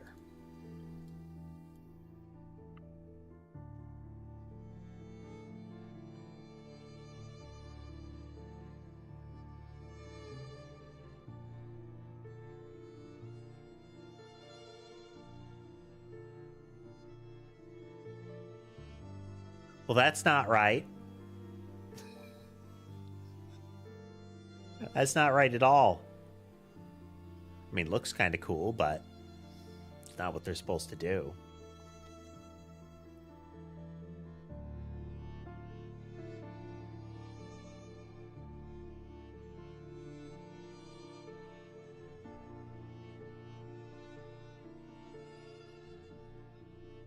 A look at what's happening on the Godot side, just in case it can show something. The bodies still aren't moving.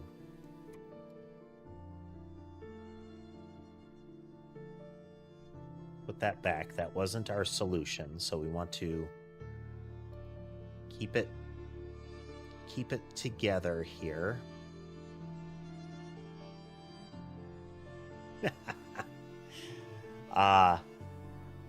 That is the shadow of the yarn ball, which is clearly completely misbehaving in that process.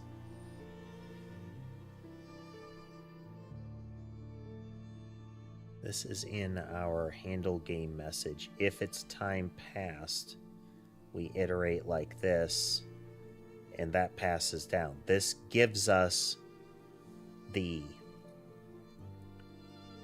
that proposed movement.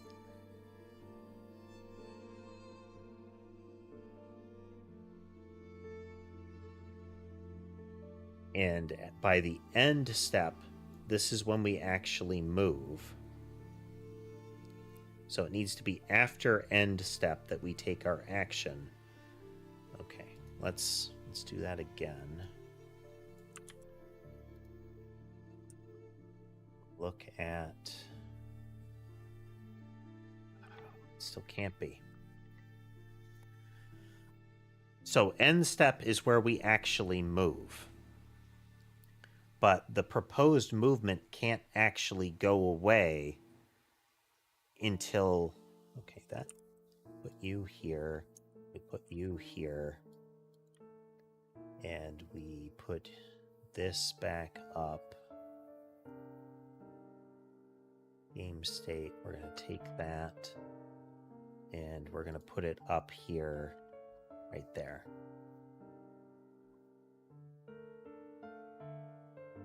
So this clears the proposed movement. This actually applies the movement that we got in time past.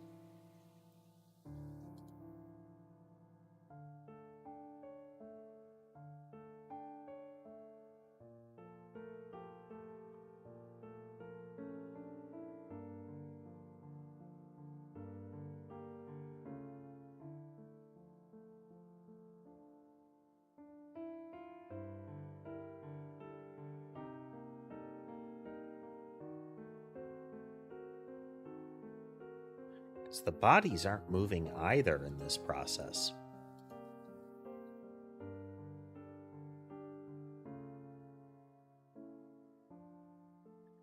So let's put our breakpoint in the resolve physics again.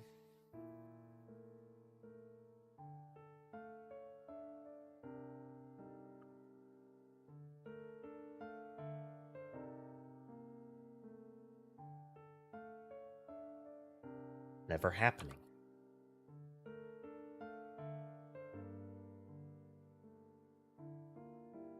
Because it's never being passed through the entity. It's not a time passed message, so it never gets to the entities.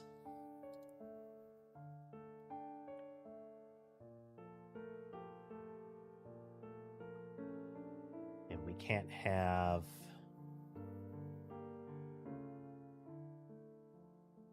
We have to have them at extra steps, so...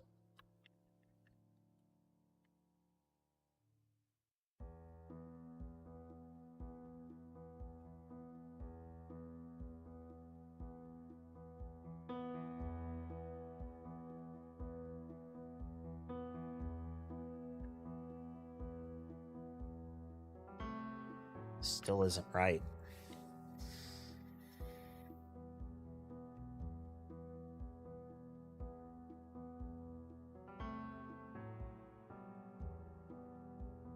Because by the time that time passed is done, there are going to be entities that will be removed at the top of the loop. I feel like there needs to be more steps in our process here. Resolve physics is a step, but we also need to deal with all of the entities that are being removed, and it's not time passed. Time passed is where we process what entities are doing over time, which is effectively just this step right here. There is also a start phase. So end step. That is a end step message. Do what you need to do at the end of the process. Each of you services will do this message, then this message, then this message. Some of these are not updated to handle that. And that's okay. We can do those separate. Because player state and inventory state, I can put like after that. Same with like camera. And the only thing that cares about the end step right now is the entity manager. And the only thing that will care about the start step is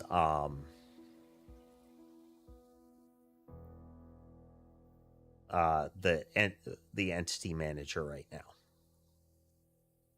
There is so much going on in this at the moment. Oh, here we go.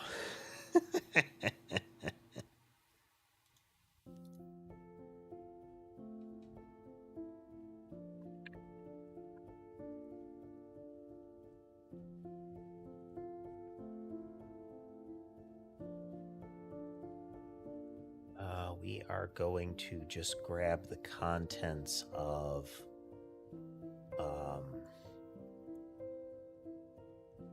hey, we already made an end step message. Sweet.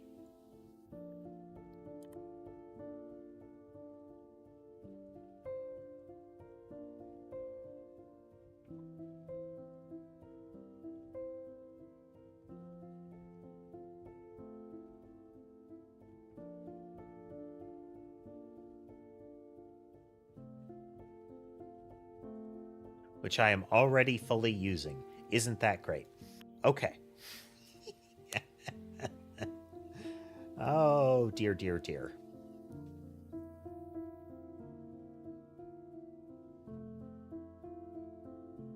For all messages, the last step is give them to the entities. So we're going to be able to make this much more concise.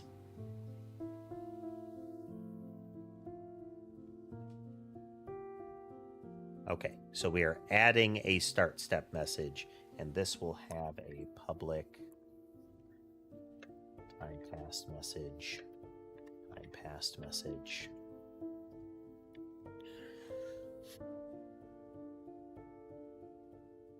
So end step message is also the same thing as a start step message is pretty much the same thing as an end step message. But we're going to call it start step message.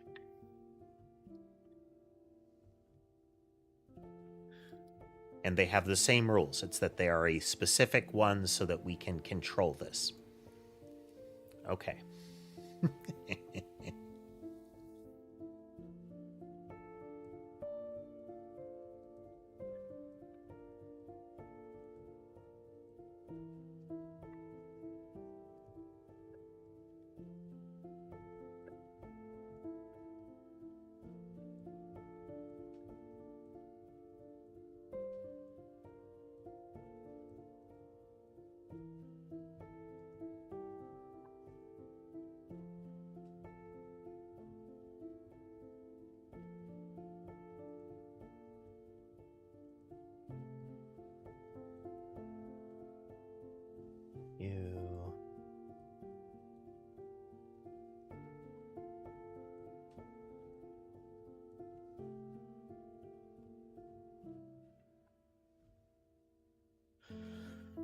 Okay, there's some redundancy here, but the time passed portion is still potentially relevant at all of these stages, but these are specifically a type of them so that I don't have to have like a type variable in time passed. So then in the entity manager, oh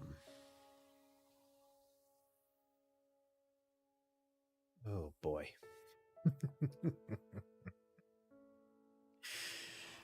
All right.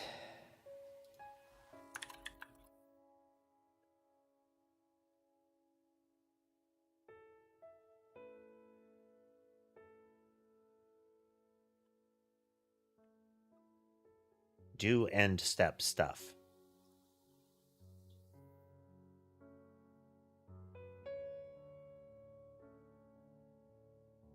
We have base entity manager. We need the actual entity manager so that we can get this changed.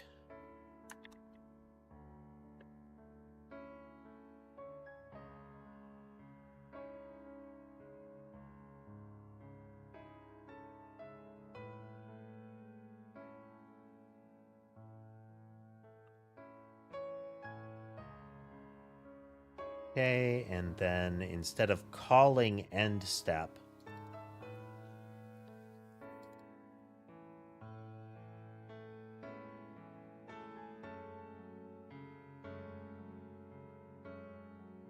and in the same way, we're going to remove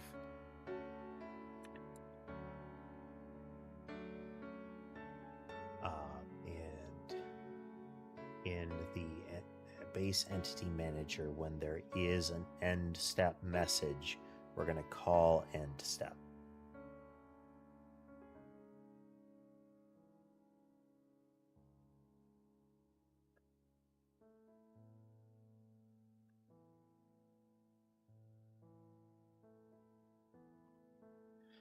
Is an end step message called end step, then this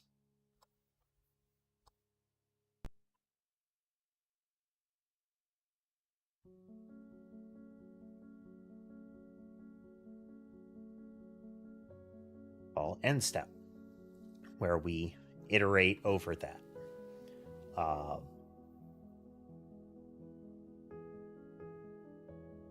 In reality, what we do is this. We always do this.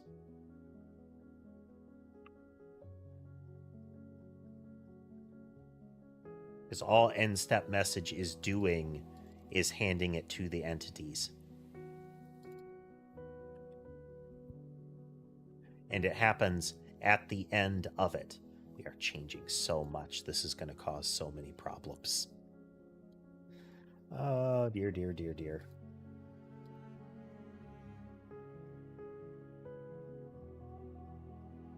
I'm going to break so many things. This is what source control is for.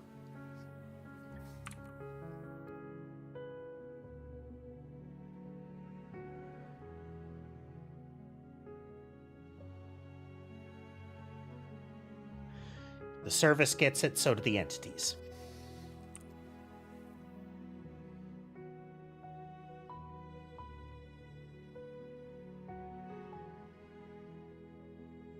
So time passed doesn't do anything in this regard. Start step is where we are purging all of this stuff.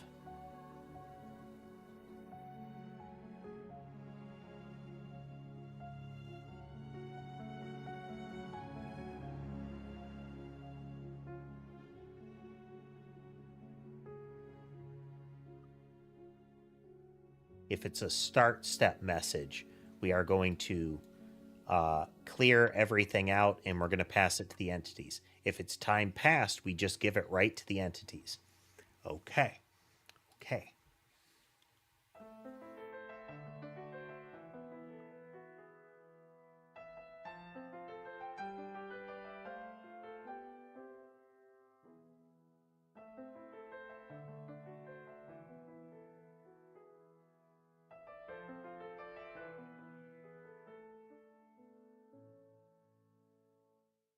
Past. We're going to leave these where they are for now. So this is effectively resolve physics, what we're doing here.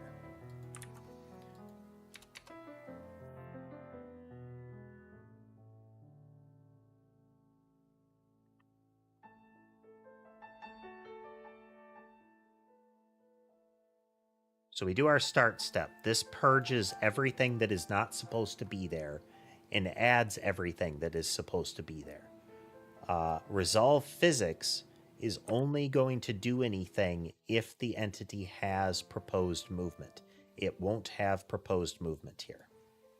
The reason that we're doing it after the start step is we don't want to be calling it on anything that is about to be removed. But it's okay to call it on things that are about to be added. I could have sub-steps in this. I'm not gonna.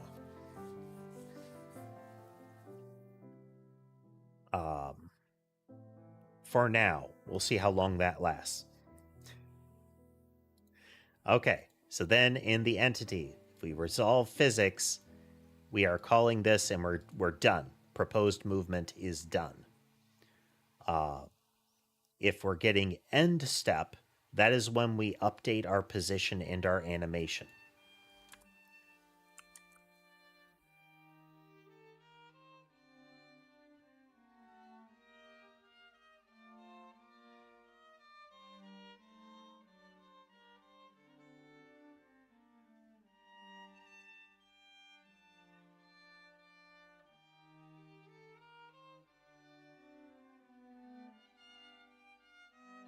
How much did I break this time?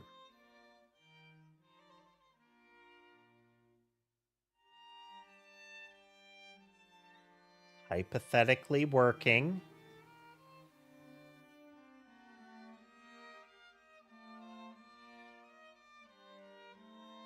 Are the bodies moving now? The bodies are moving. They're just slightly behind in movement. Oh my god.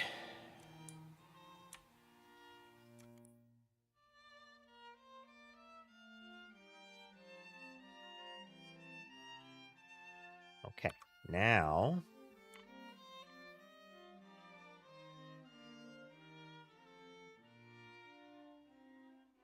One.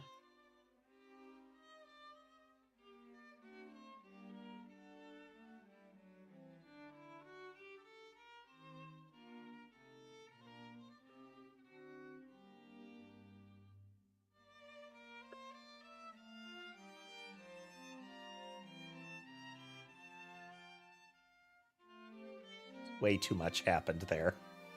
That is a bad commit. Oh. But you know what? I have source control at all, so I'm going to count that as a win. All right. Every second... I'm sorry.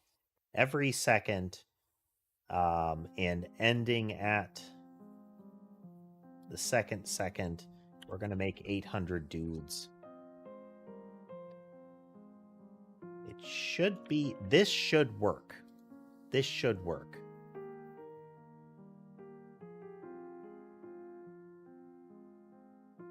But it doesn't. I'm going to have to adjust that.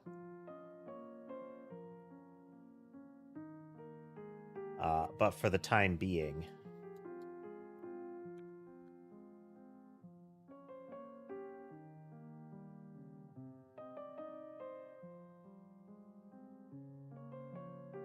You know, work.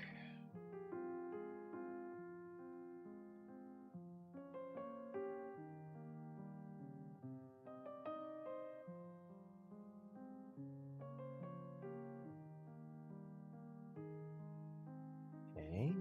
Now we're going to look at it on the Godot side because they shouldn't move the way they're moving.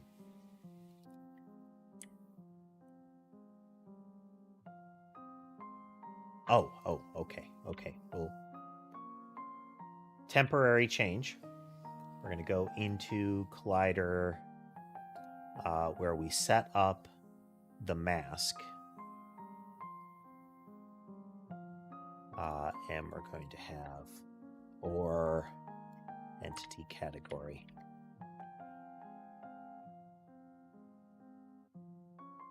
This will do things that I don't want it to do, but anyway. Big tick.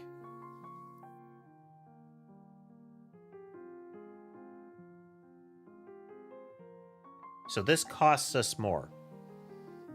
This is more expensive to do. The arm balls don't work this way.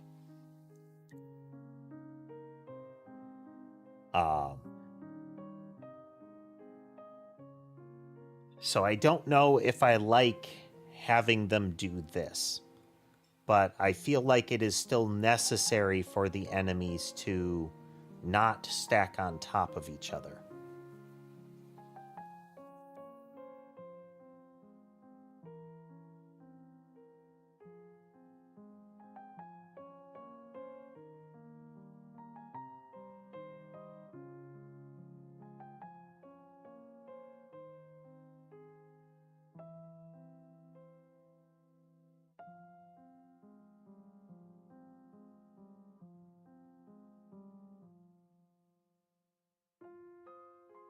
As you can see, since the iron balls collide, like their bodies collide with the enemy, they slide around like that.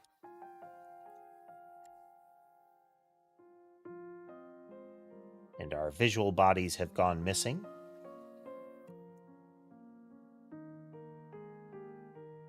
Why did that happen? I don't know right now.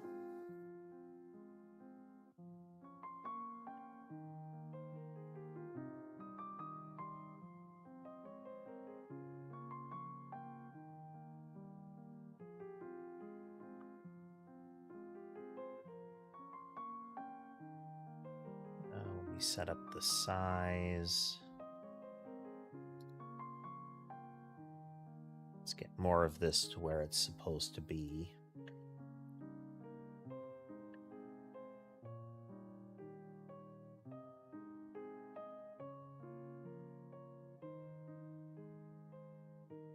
We will need to check it in C# because let's run it over here first. Because I do need to see it in its higher performance state.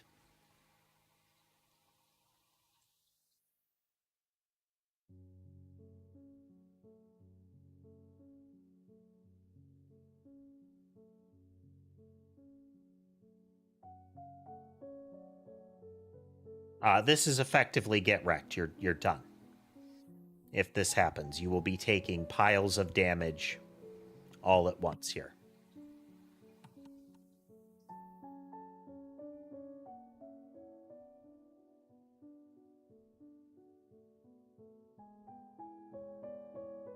I like the look. I don't like the frame rate.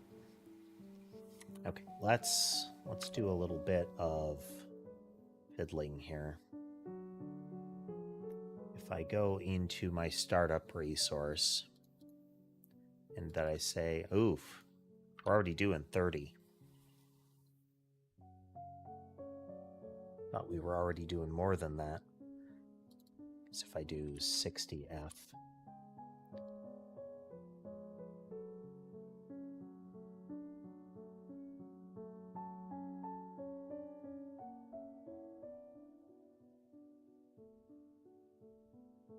That's clearly not right. Something is...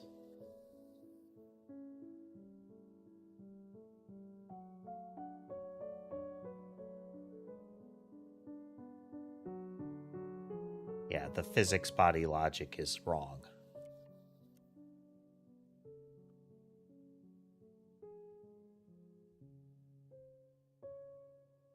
There is more that we're going to need to do here.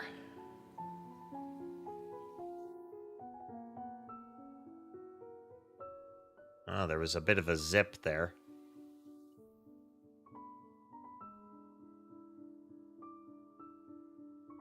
Okay, so I like that it works to give us the visual that we've got, but I don't like the cost of it. The cost is too much. So if we remove this ore, which means they only glance off what they collide with. This still isn't what you want. Like the whole idea of what they collide with will need to change. So they're not going to be able to directly, like, they're going to slide off the player a little bit here.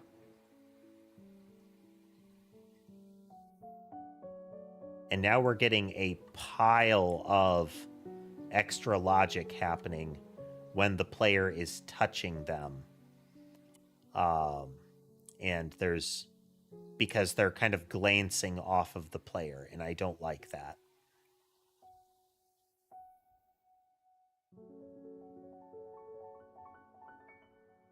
That is not good.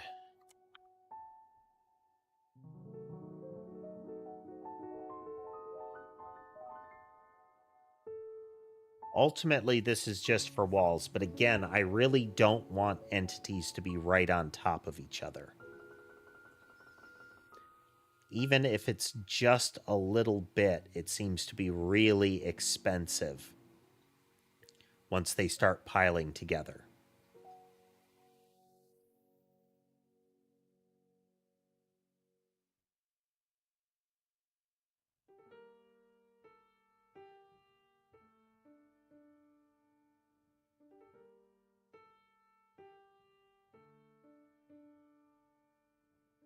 There might be some, like, physics detail stuff we can mess with. But that's going to be for next time, folks. That's going to be for next time.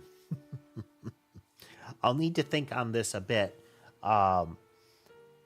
Minimum what we're going to end up doing with that is that we're going to put markers on them and say, I collide with, like, walls.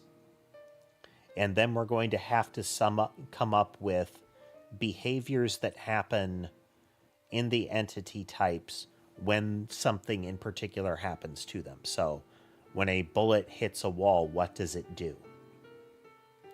What results? So we're probably going to have things like wall collisions and similar things so that we can determine how we want that to work. Now, this is a wall impact event. It is not a regular collision kind of stuff. Actually,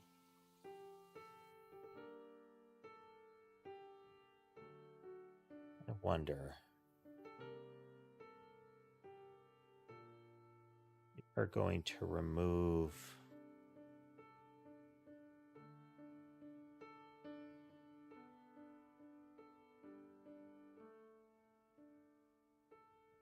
Let's only have. Okay, we're going to remove these little bits here real quick. Let me put this back on. I just want to try one more thing.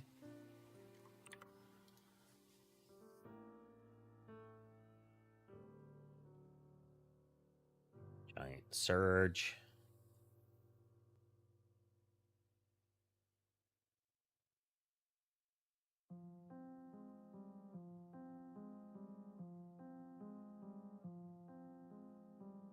So I think what's happening,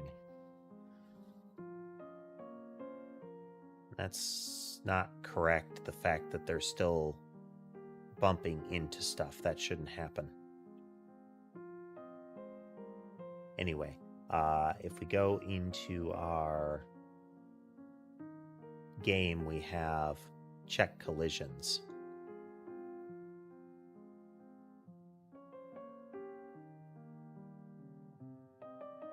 There, we need our collision space manager, and we're going to look for check collisions.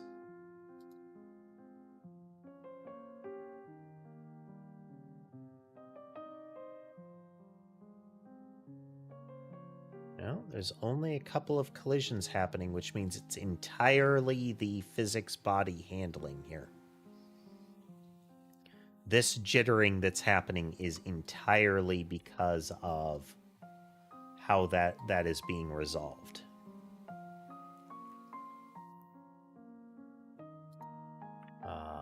But it shouldn't be getting resolved that way right now.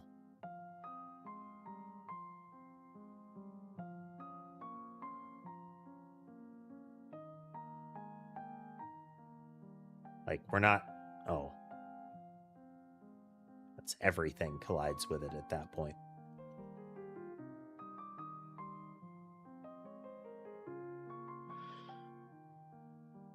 So this is the entities can overlap.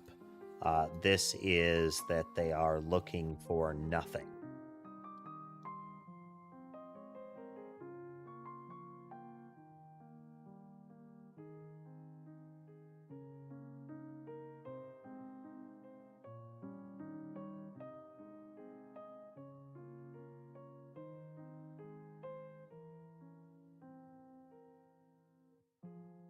They are still...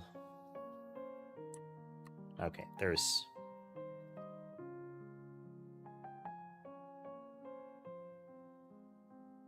Oh, no. No, that's not right. Oh, well. Okay, so the physics body logic will allow us to deal with things like walls. But it won't properly deal with the other entities without it being really expensive. Which we may still need another solution. The plus side is that the physics body thing is extra. I don't need to have it there.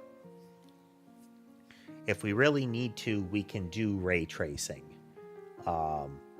For like pseudo navigation, we can throw it's usually like 3 to 5 rays out, and if they run into a wall or a particular thing and that is too far away or too close, then you can have it like slow the movement down or similar. So we would still have that in like a resolve physics step, but we'll have to see.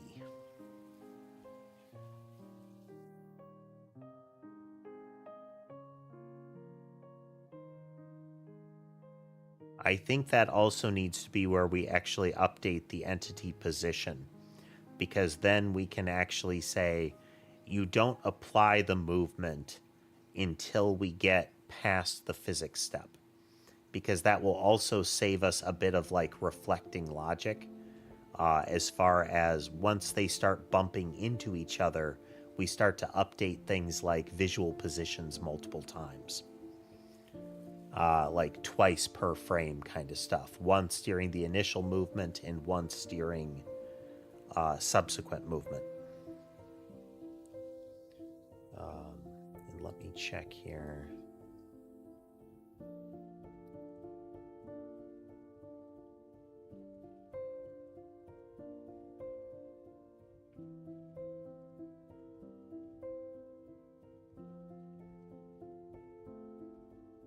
Not doing anything there, but we are doing... Okay, but for realsies this time. Okay, we've made some progress on this front. For one, it let us experiment with using this as our wall collision logic.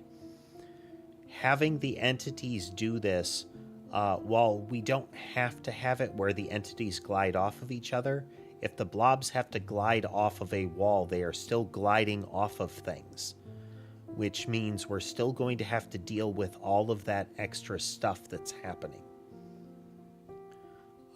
We need a way to mitigate that if we're going to use this kind of pattern. We can still do they don't collide, but we try to come up with a way to detect if they would, and just use that for walls and other entities, but its problems will continue to have. So we'll have to work on that. With all that said, folks, I hope you had a good time watching with us tonight. If you like what you saw and would like to see more, remember to like, follow, subscribe, comment. All of that good stuff helps the channel grow. If you'd like to consider financially supporting the channel, you can do so through platform-specific means like memberships and bits and the like, as well as through other avenues that you can find on my Linktree that is in my Twitch bio and in my YouTube video descriptions. With all that said, though, I hope the rest of your day is good, and I will see you next time.